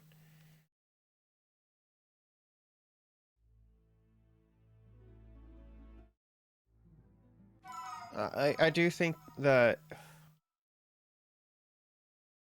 I do think that the Golden Deer have the best growth when it comes to characters. Outside of Dimitri, I think Dimitri has the best growth like in the entire game. But on a general level, um, I do think that the Golden Deer have better character growth in general.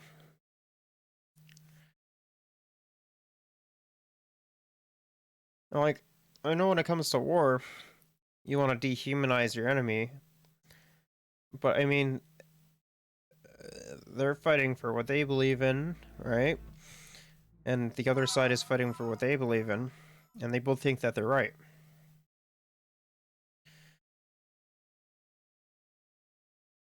Like,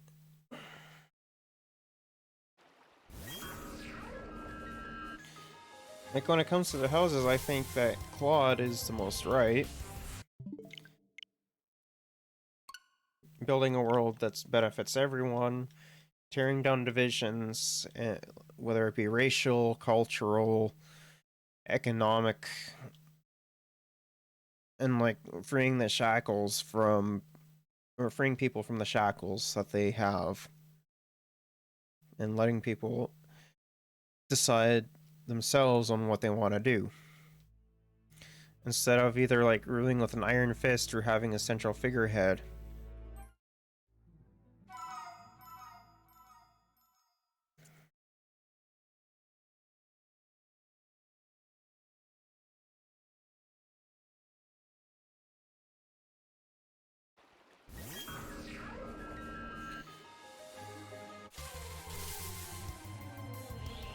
Like like tactical wise, like I do think that Claude is fairly smart and clever when it comes to things, but I don't think he's the smartest tactician in the game. I think that has to go to Yuri.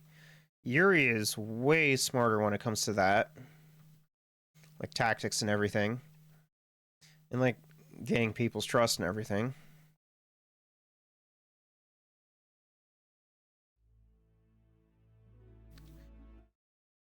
Like I probably would touch on like Abyss as well. Like, and I know that there's a video out there already discussing this, but like for the most part, I do think that the church did mostly nothing wrong. Because they have provided shelter for those who are like have no family left or anything. Granted, it's nothing special. And, you know, having essentially Alfric and Yuri run the place, like, even though, like, Alfric's reasonings and everything are, like, distorted, like, for the most part, Abyss is pretty good, even though that they are disliked above the surface. But, like, even the church wouldn't necessarily recognize Abyss as its, like, own, like, in the Ashen Wolves, it's its own thing.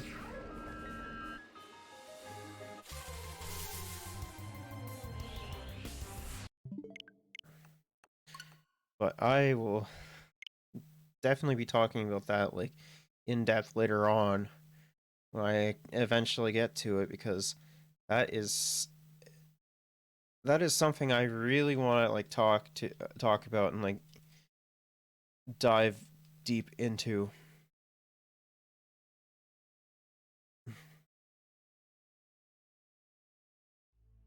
because I'm very well educated in that entire like topic and everything, as well as Fire Emblem Three Houses actually being one of my favorite games of all time. Like, it's definitely in my top 10 for sure. I don't exactly know where it would fall. It's not my favorite game. That goes to Xenoblade Chronicles 1. That game is a masterpiece. Like, I do have my gripes with it, but, like, it still is my favorite game, and I'm really sad. Like, I'm gonna go off on a little bit of a tangent here. I'm really sad that, for one, in Smash Ultimate, they spoil things with Shulk's Final Smash, and like it doesn't even make sense in the game wise. Like Smash 4 was way much more accurate when it came to that than Ultimate was. Because having Seven or having Fiora in the Final Smash doesn't even make sense. Because you can't have four people in a chain attack, as well as you're spoiling like the one of the biggest reveals in the entire game, and just like flipping off the entire fan base, being like, yeah, I know you guys have been trying to keep the seventh party member's identity a secret so people would be surprised. Like, every single person who has played Xenoblade before Ultimate was pissed about that. And like even the fact that Sakurai addressed, oh hey, you can see Fiora in the Final Smash. I'm just like, come on, man. Like that made me so mad.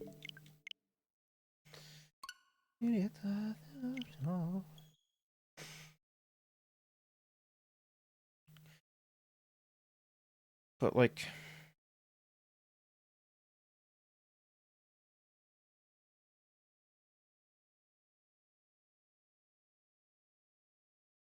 it's just so infuriating. Like, I do also want to talk about like Shulk coming from like essentially more conservative to maybe even borderline fascist point worldview to having more deep understanding and having more empathy and becoming more like more socialist or even communist at that for that matter over the course of the game. Like I do want to talk about Shulk's transformation at the very least.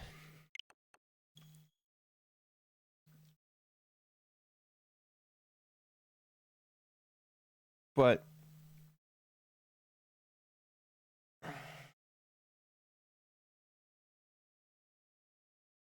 that's like that would have to be something further down the line because like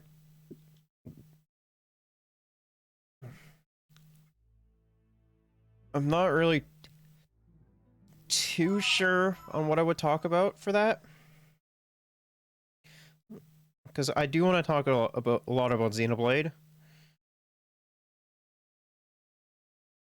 I'm just like outside of that, I'm not too sure what else. Like I could also talk about like other character transformations and like the character dynamics, like say Melia's crush on Shulk, for example. I'm really sad that Melia got cucked though. But I like Melie.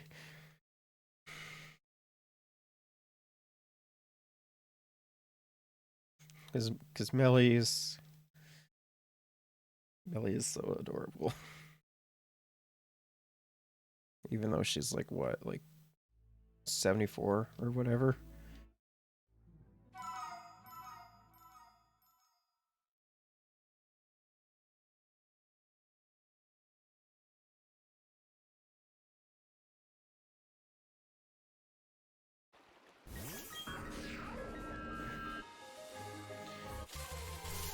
Um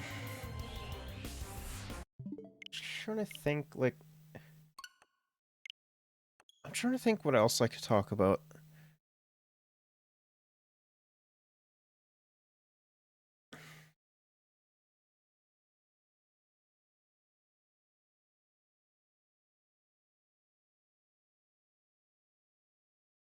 Like I could talk about a couple scenes for hours, but I know for a fact that there's a really good video on one of the scenes that I want to talk about already, being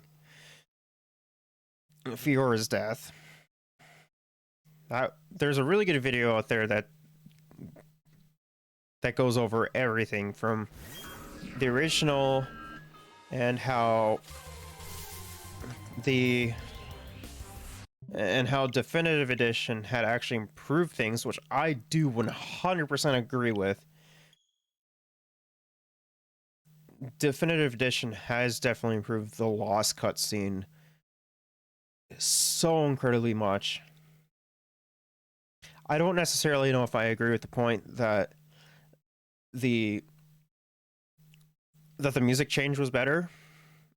Like, don't get me wrong, I do actually quite enjoy some of the remix music that was made for Definitive Edition, but I do think that the original score for the song, I don't remember what it's called.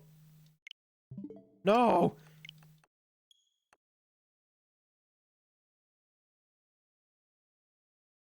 that's not good.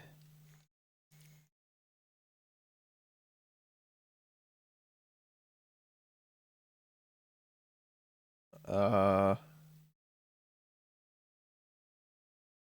uh, I sure hope my save data is okay.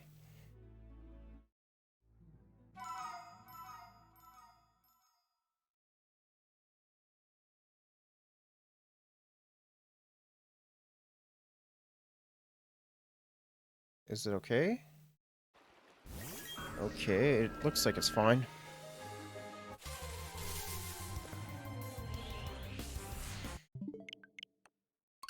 But yeah, um, I do think that a lot of the changes made in Definitive Edition helped out the Lost cutscene a lot. Especially when it comes to the updated graphics and textures. Like, like Shulk not understanding what he saw and like not being able to do anything, like with the eye movements and everything. Like even subtle details like that is just made it better. Another thing, like another scene that I want to talk about would be in the storyline, the heart to heart that Ricky and Dunban have on the beach of Mykonos.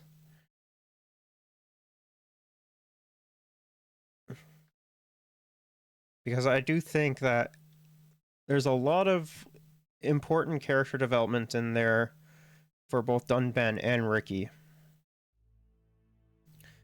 as well as Melia. Like, I know she didn't really play too much of a role in that scene, but I do think that there was some fairly important. Um, I do think that there was some pretty important character development even there in there for her.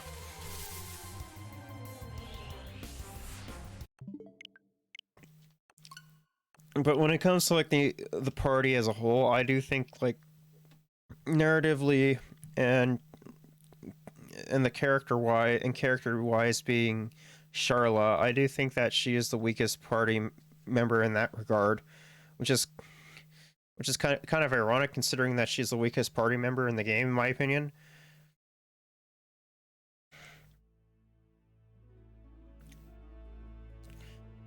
Like after like Gatto, there was really nothing that she could was there for. Like I don't understand why she just didn't take care of Juju.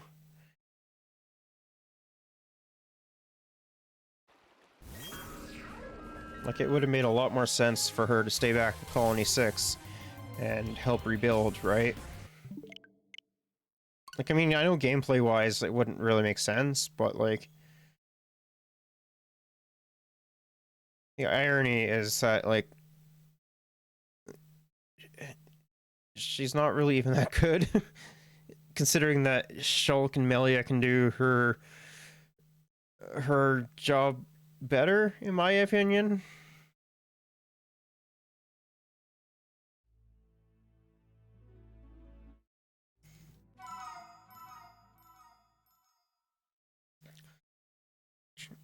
Just trying to think, like, I do also want to talk about like the dynamics between Egil and Shulk.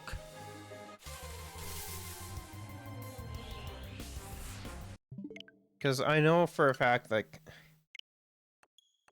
but that's also I'd probably talk about that like in the video that I would do for Shulk.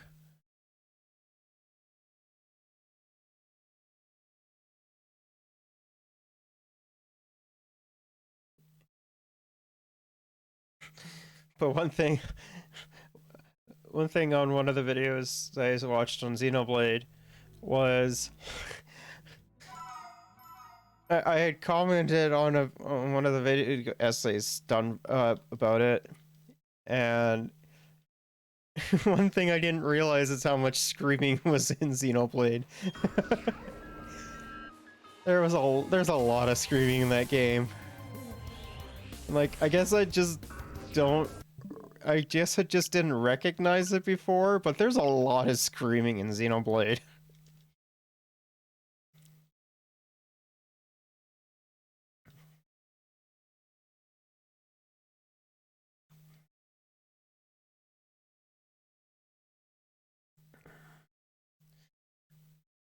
As well as like I might get into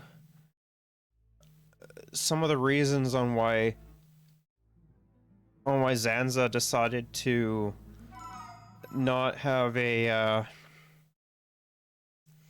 good and healthy relationship with Mykonos and Maineth.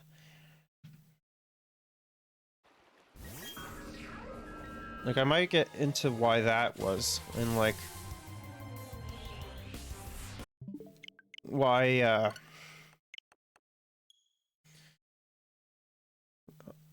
why he changed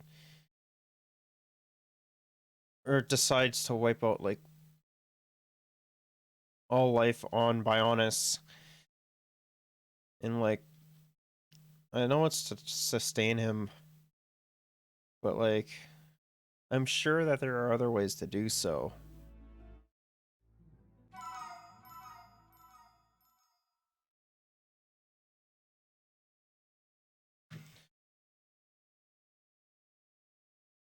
Maybe on like maybe in like the Zanza video, I'd probably also cover like why he is so egotistic and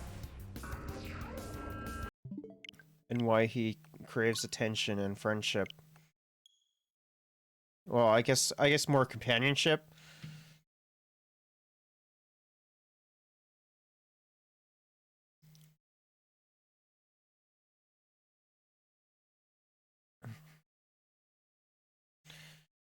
I'd probably talk about like that as well in the Zanza video.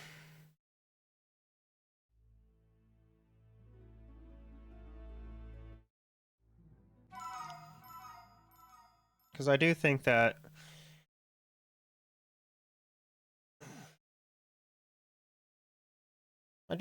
there would be some interesting things covered in that.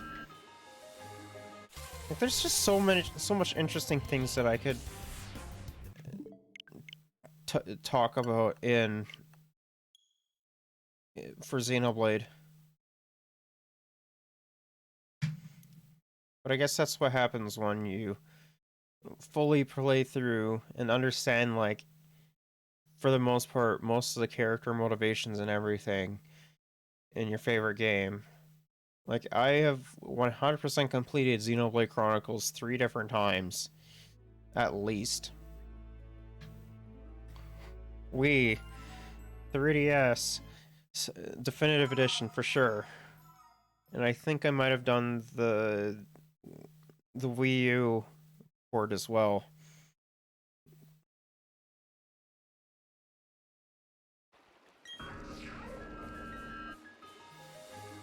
But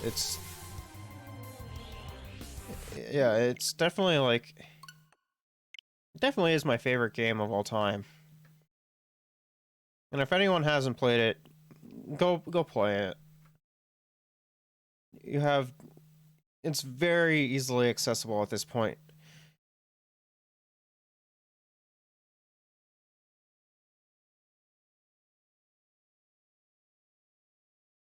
One thing that I probably or one game that I do want to play for, at least for sure on stream though is Final Fantasy VII. I hear 7's supposed to be good, but 6 is really really good.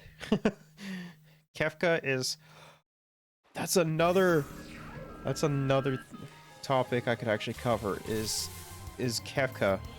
Like dedicate an entire video to Kefka because Kefka is such a well-written video or well-written video, a well-written villain. Like he's so arrogant and so cocky, but he's so deep as a character wise as well. And like even like in his artwork you can even see on like when you fight him as a boss or as the boss, it's just crazy. Like Kafka is just so well written.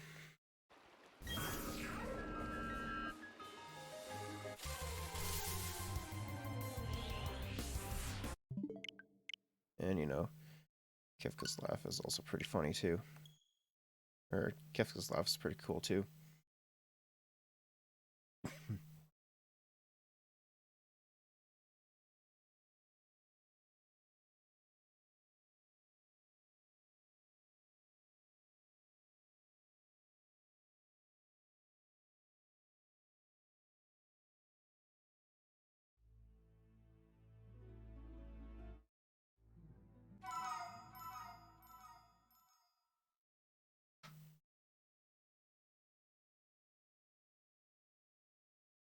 I was trying to think of like what other games I've played that I could talk about.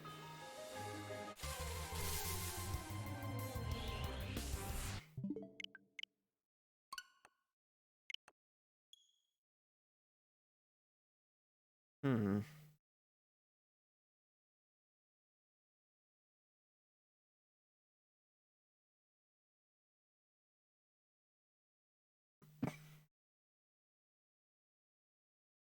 Hmm.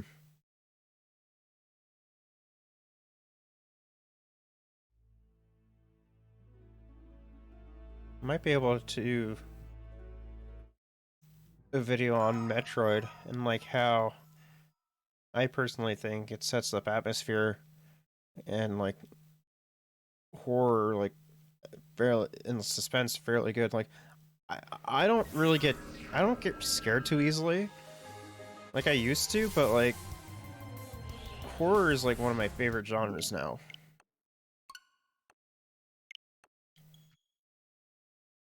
But like I probably want to do like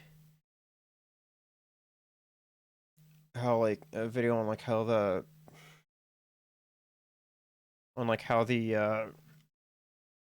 atmosphere and everything is set up so perfectly in Metroid. Like I know for a fact that I'm sure that some people have already like discussed that to length, but like I think I could bring an interesting new light to it.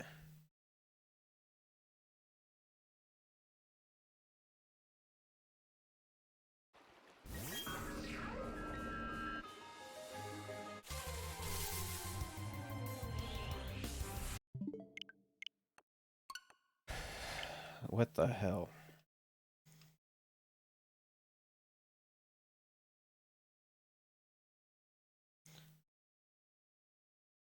I could also probably talk about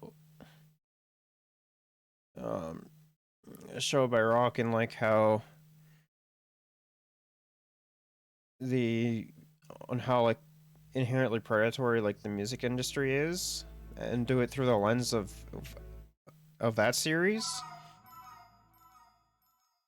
Because like there is definitely some like there is the series does show how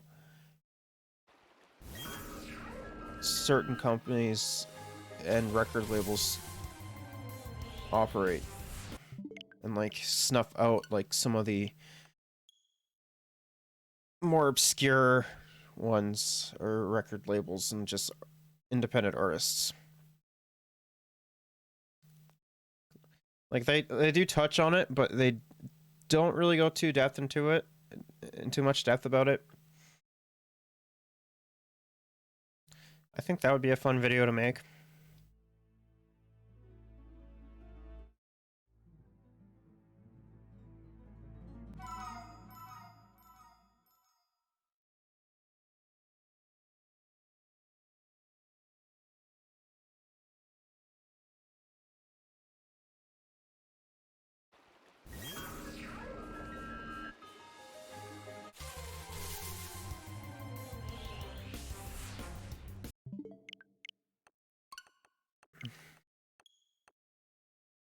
Hmm.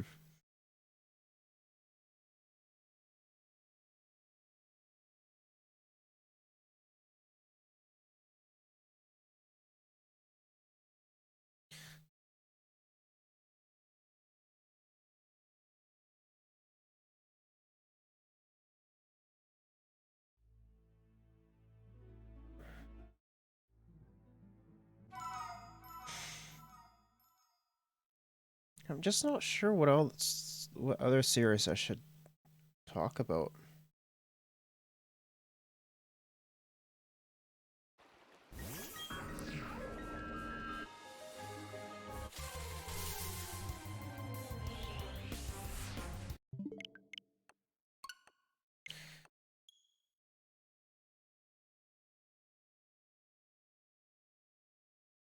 Like I'm sure I'd be able to think of something.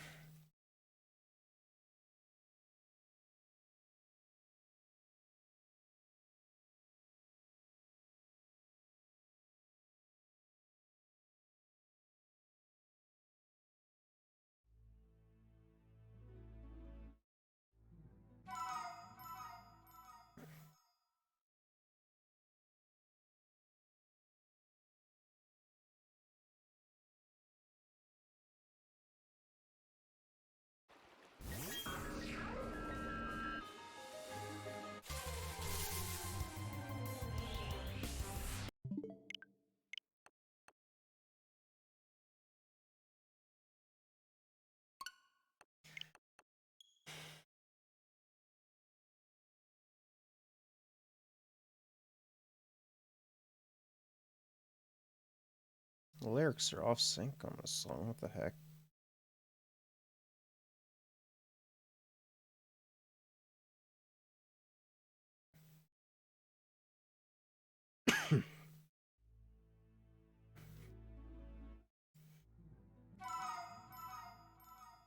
Hmm.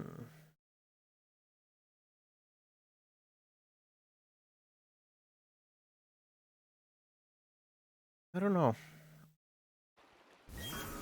I'm not sure what other videos off the top of my head I could probably make. I mean, it's good that I have the recording so that I can revisit some of the ideas if I forget them.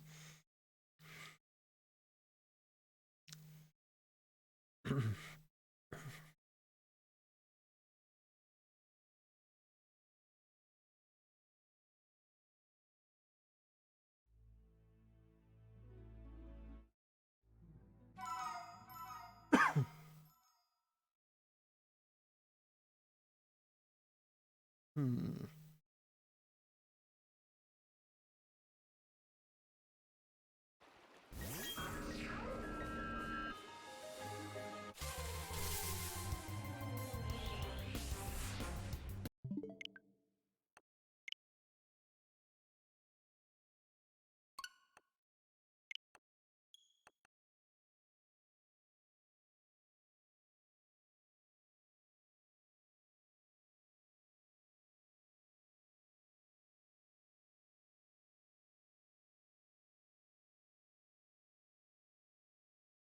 Um, man, my brain is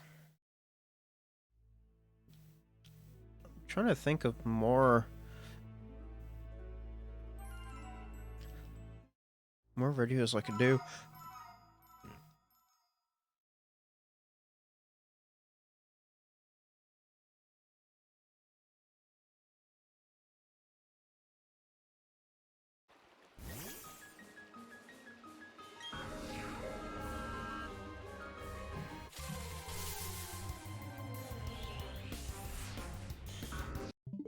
My eye.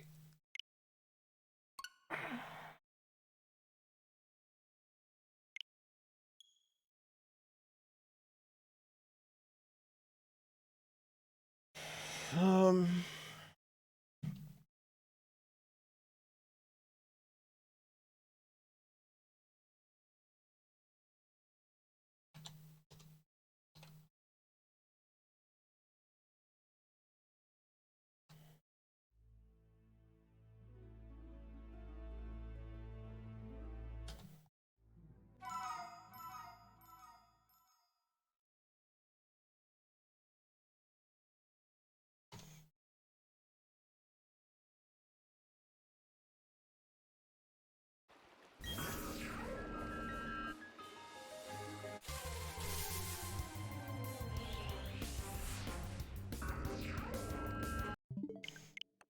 I'm just gonna write down some ideas that I have projected on a notepad.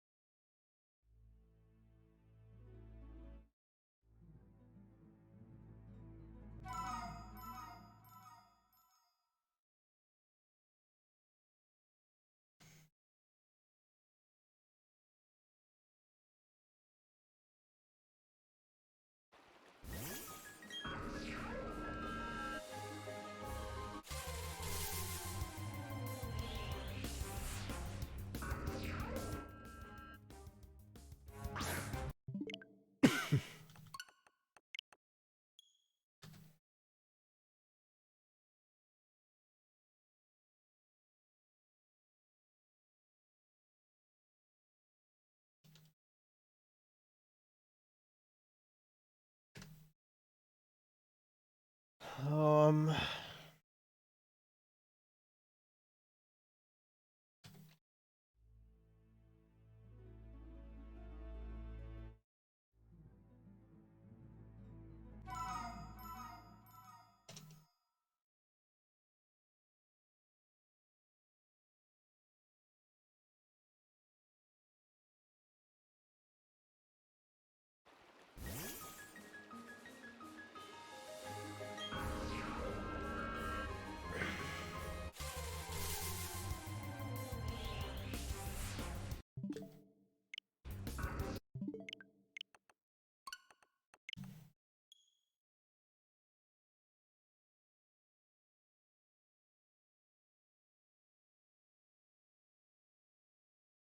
Uh.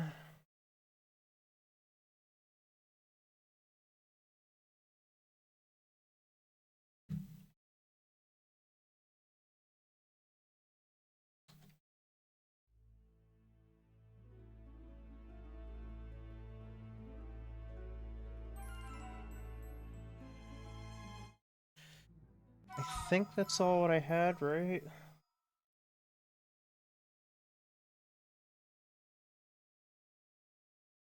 Hmm.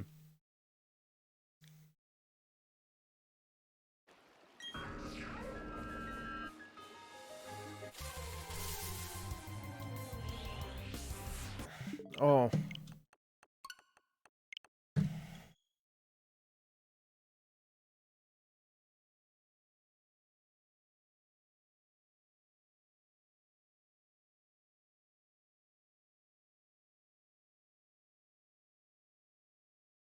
Hmm. Oh.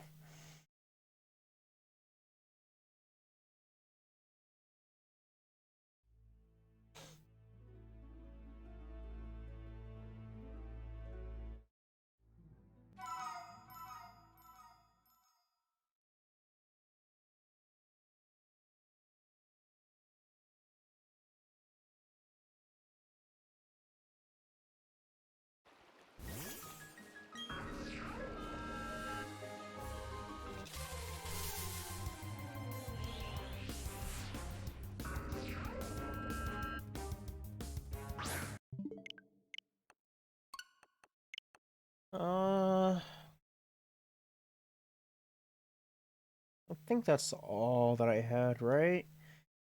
Xenoblade, Three Houses, Spec Ops: The Line, Attack on Titan, Final Fantasy VI, Gen 5 of Pokemon, Isekai Mao, and Show by Rock.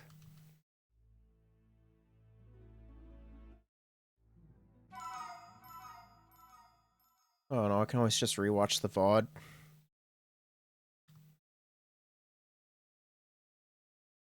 I can always just rewatch the VOD and get some other.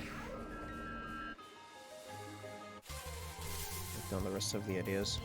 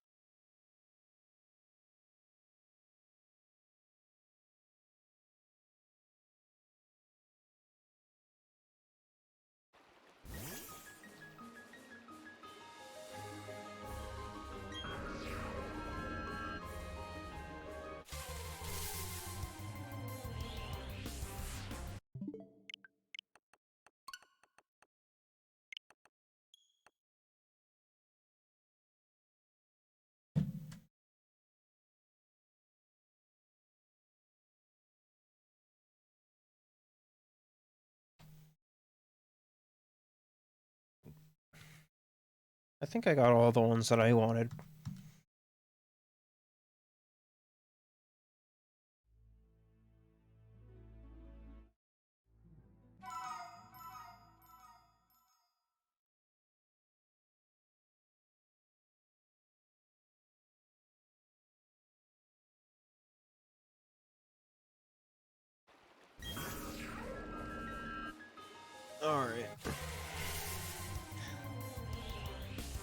Come on, Spiritomb.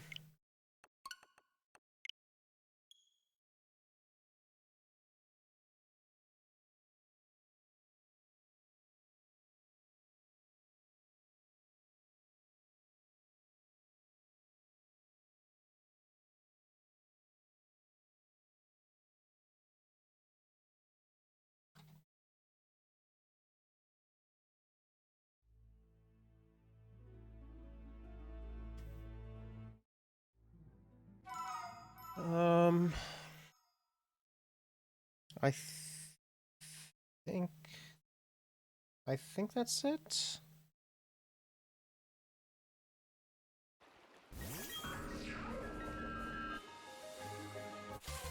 I think that's it. I forgot the Metroid one.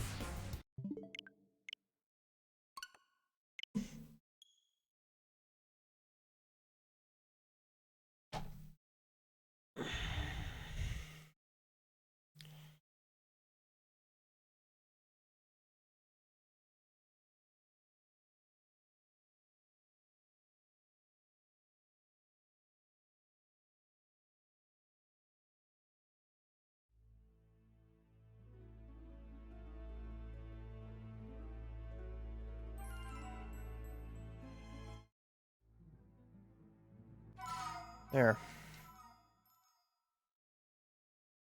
You can always rewatch the VOD if I need ideas.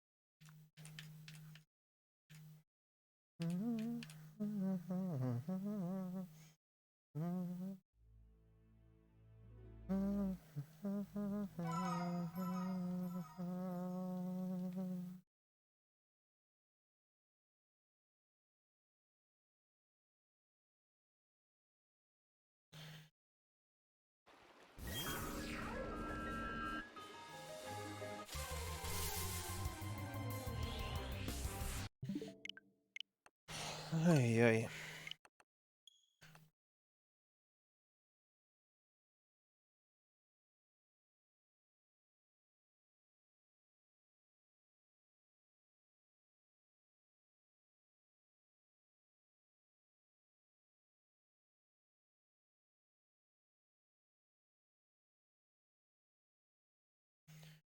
Hmm.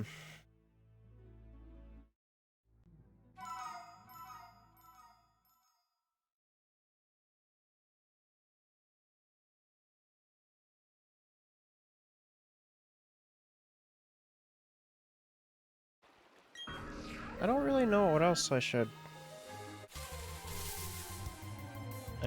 do.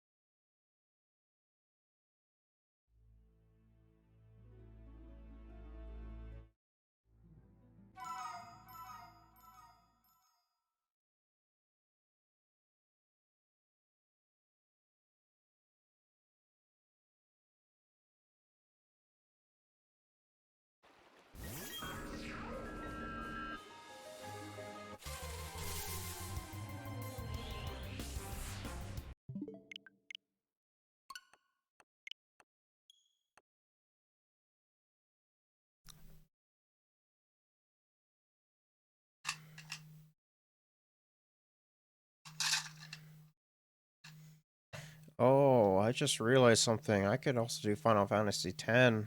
I haven't played 10 though. I've only played a little bit of it.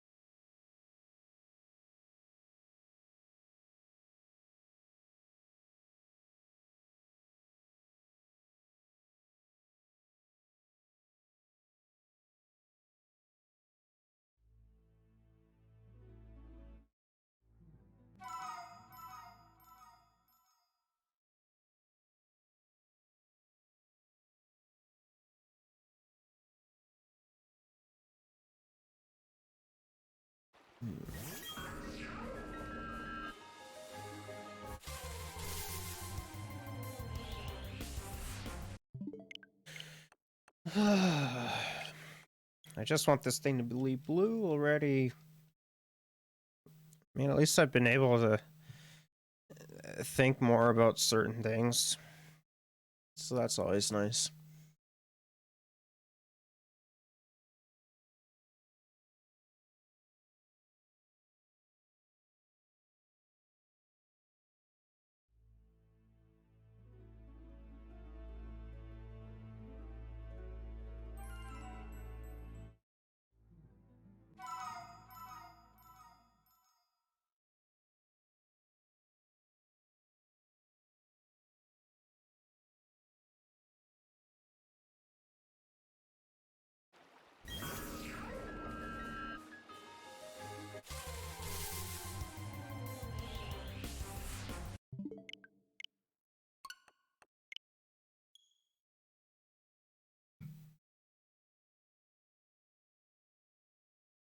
Hmm.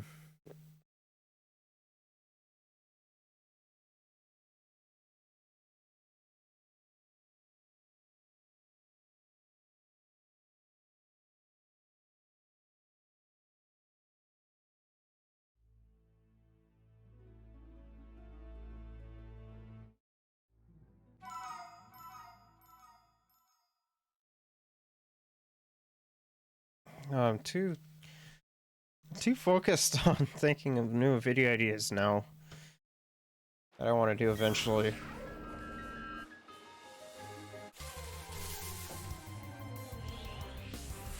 Because I mean, some of the video ideas I mentioned already have been I've had them for like quite a long time, at least a year or two.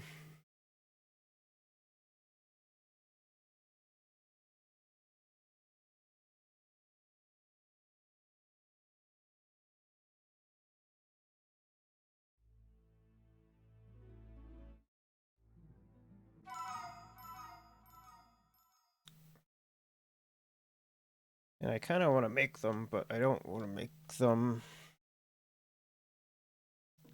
I don't really want to make them bad.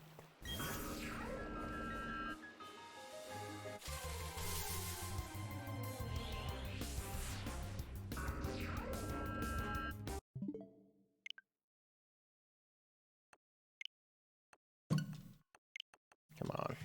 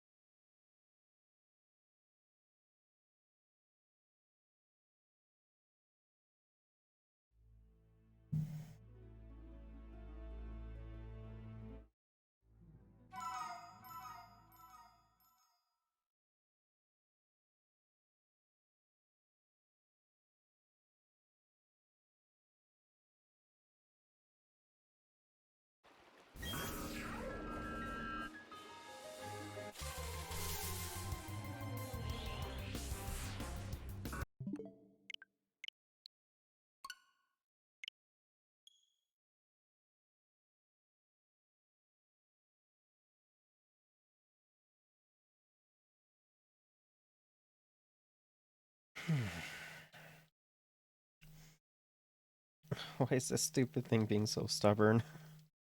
I just want to get it shiny already.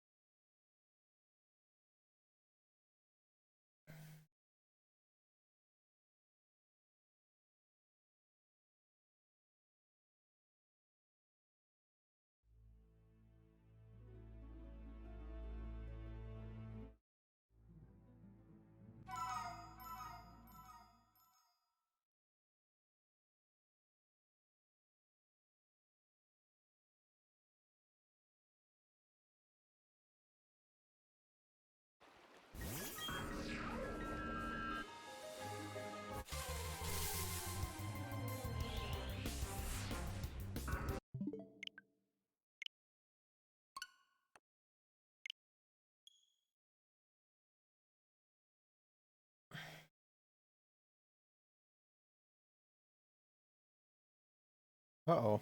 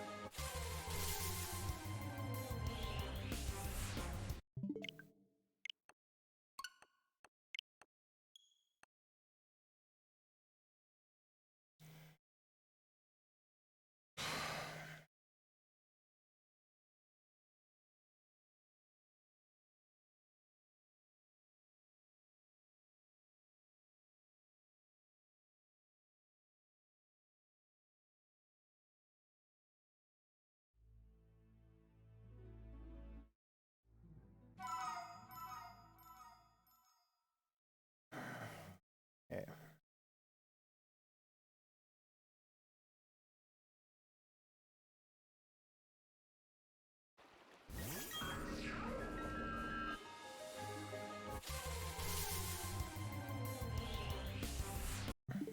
Stupid thing.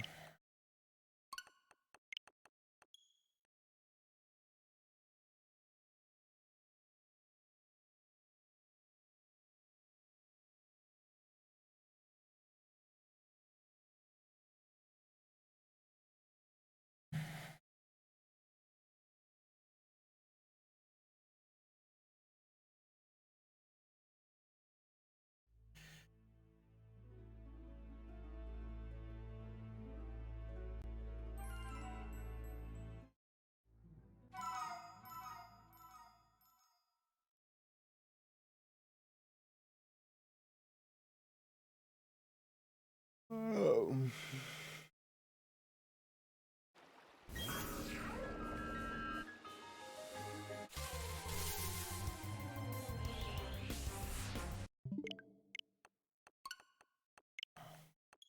Am I really gonna go 4 sessions without encountering it?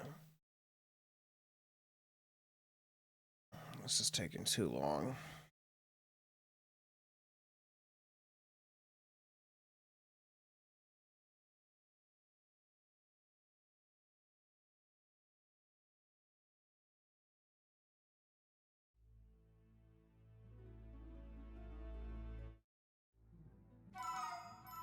I guess I can update schedule Wednesday then.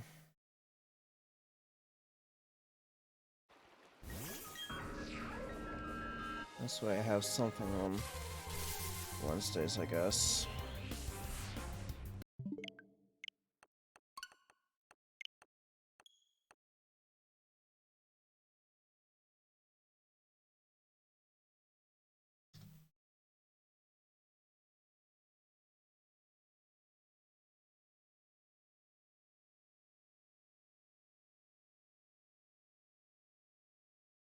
Guess maybe Smash.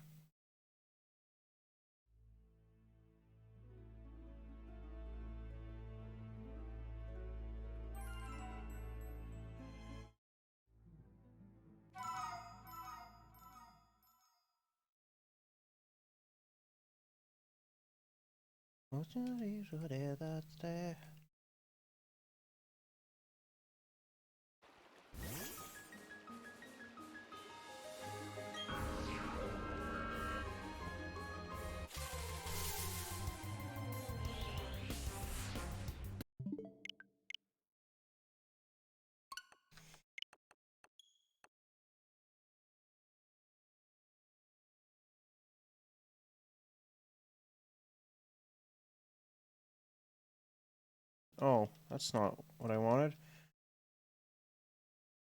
That should be not at 12.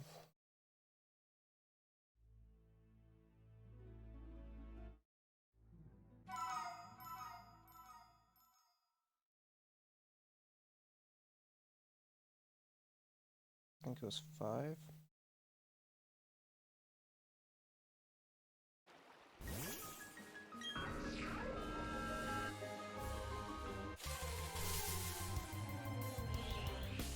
So start this one out.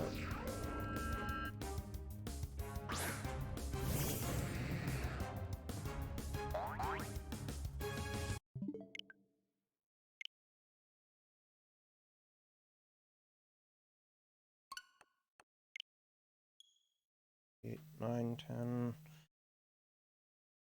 Let's do 3 hours.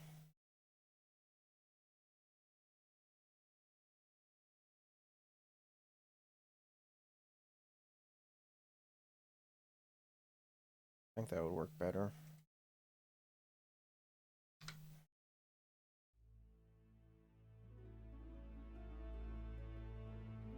Next week.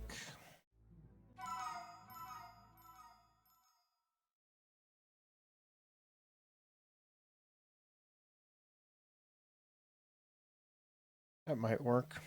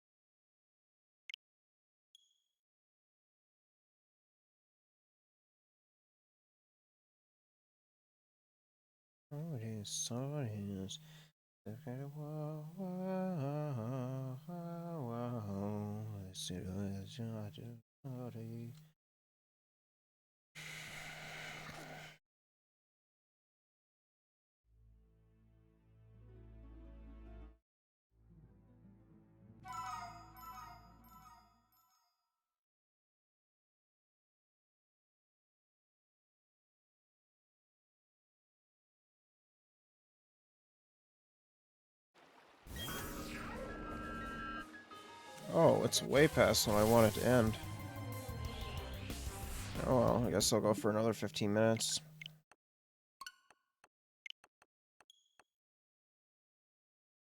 Must have got distracted talking about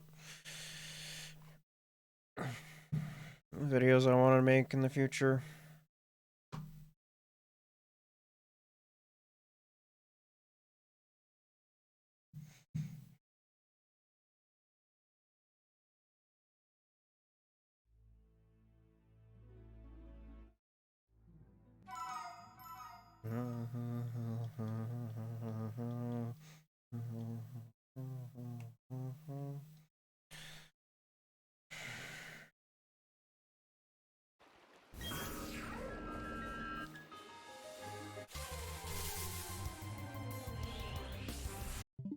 Why can't I just get it? Shiny man!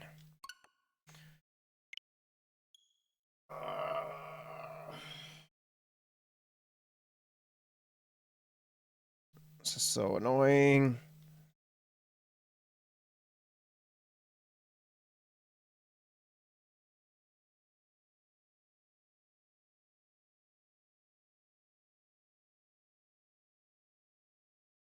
Uh,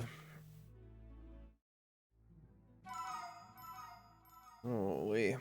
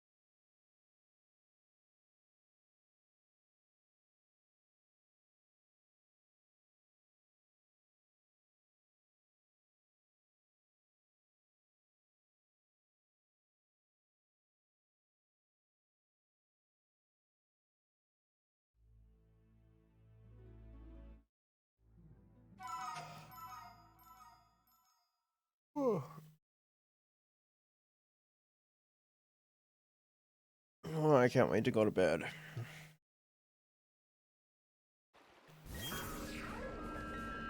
It'll be nice, and I don't have to really do anything tomorrow.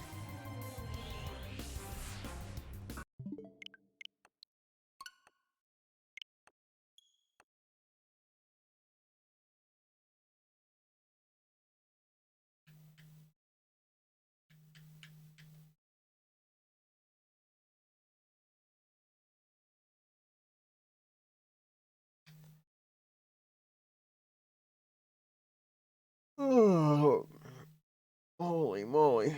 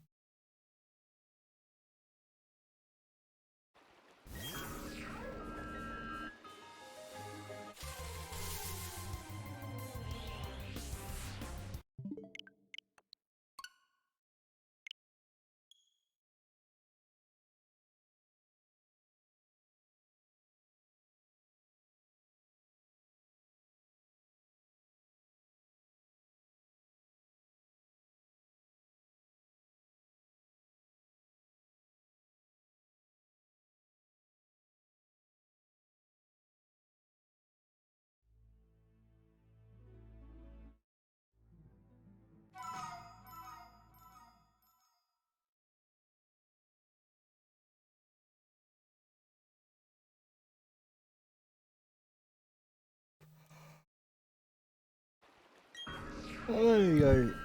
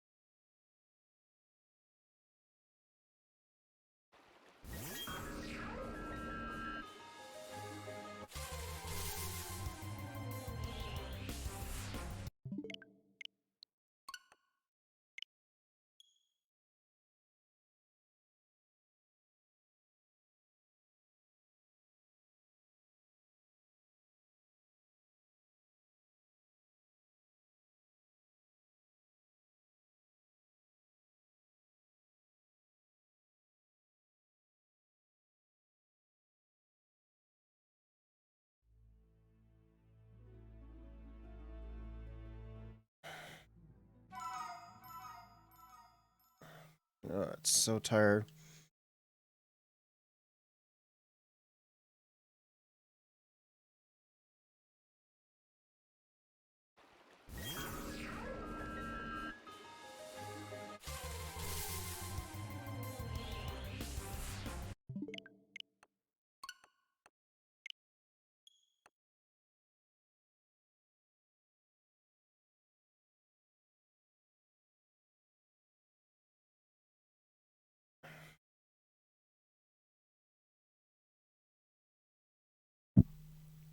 Is it really gonna be 4 in a row without encountering it? Because I go through like 200 counters, roughly.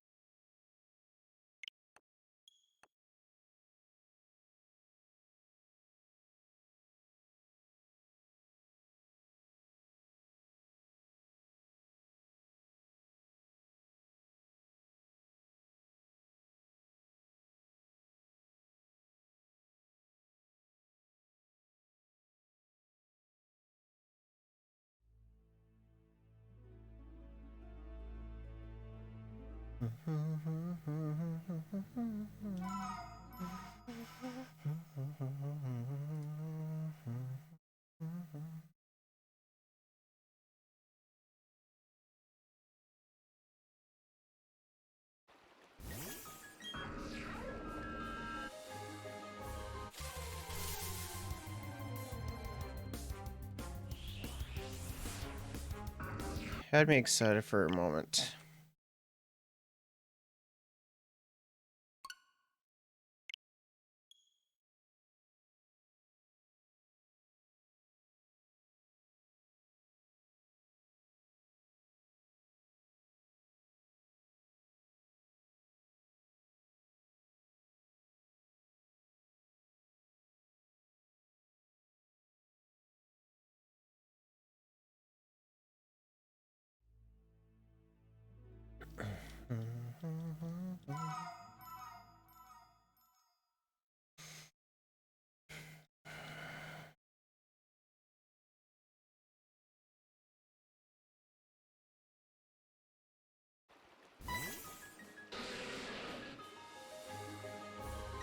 Didn't mean to talk to it.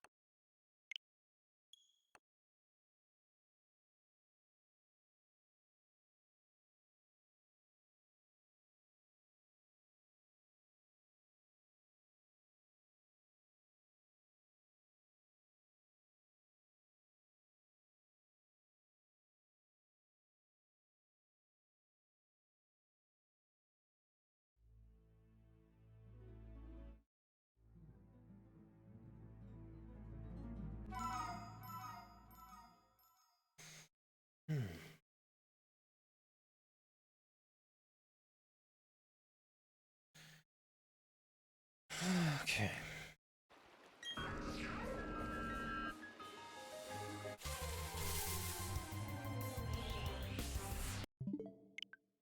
I'll do one more encounter.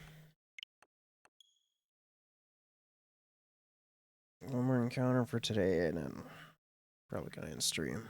I'm getting a little bit tired.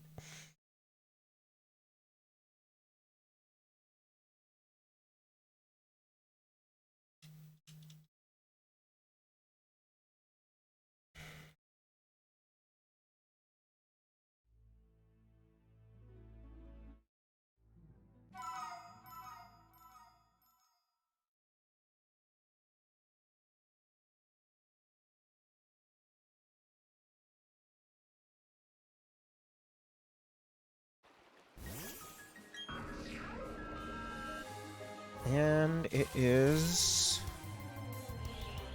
not shiny. Well, that's gonna do it for me.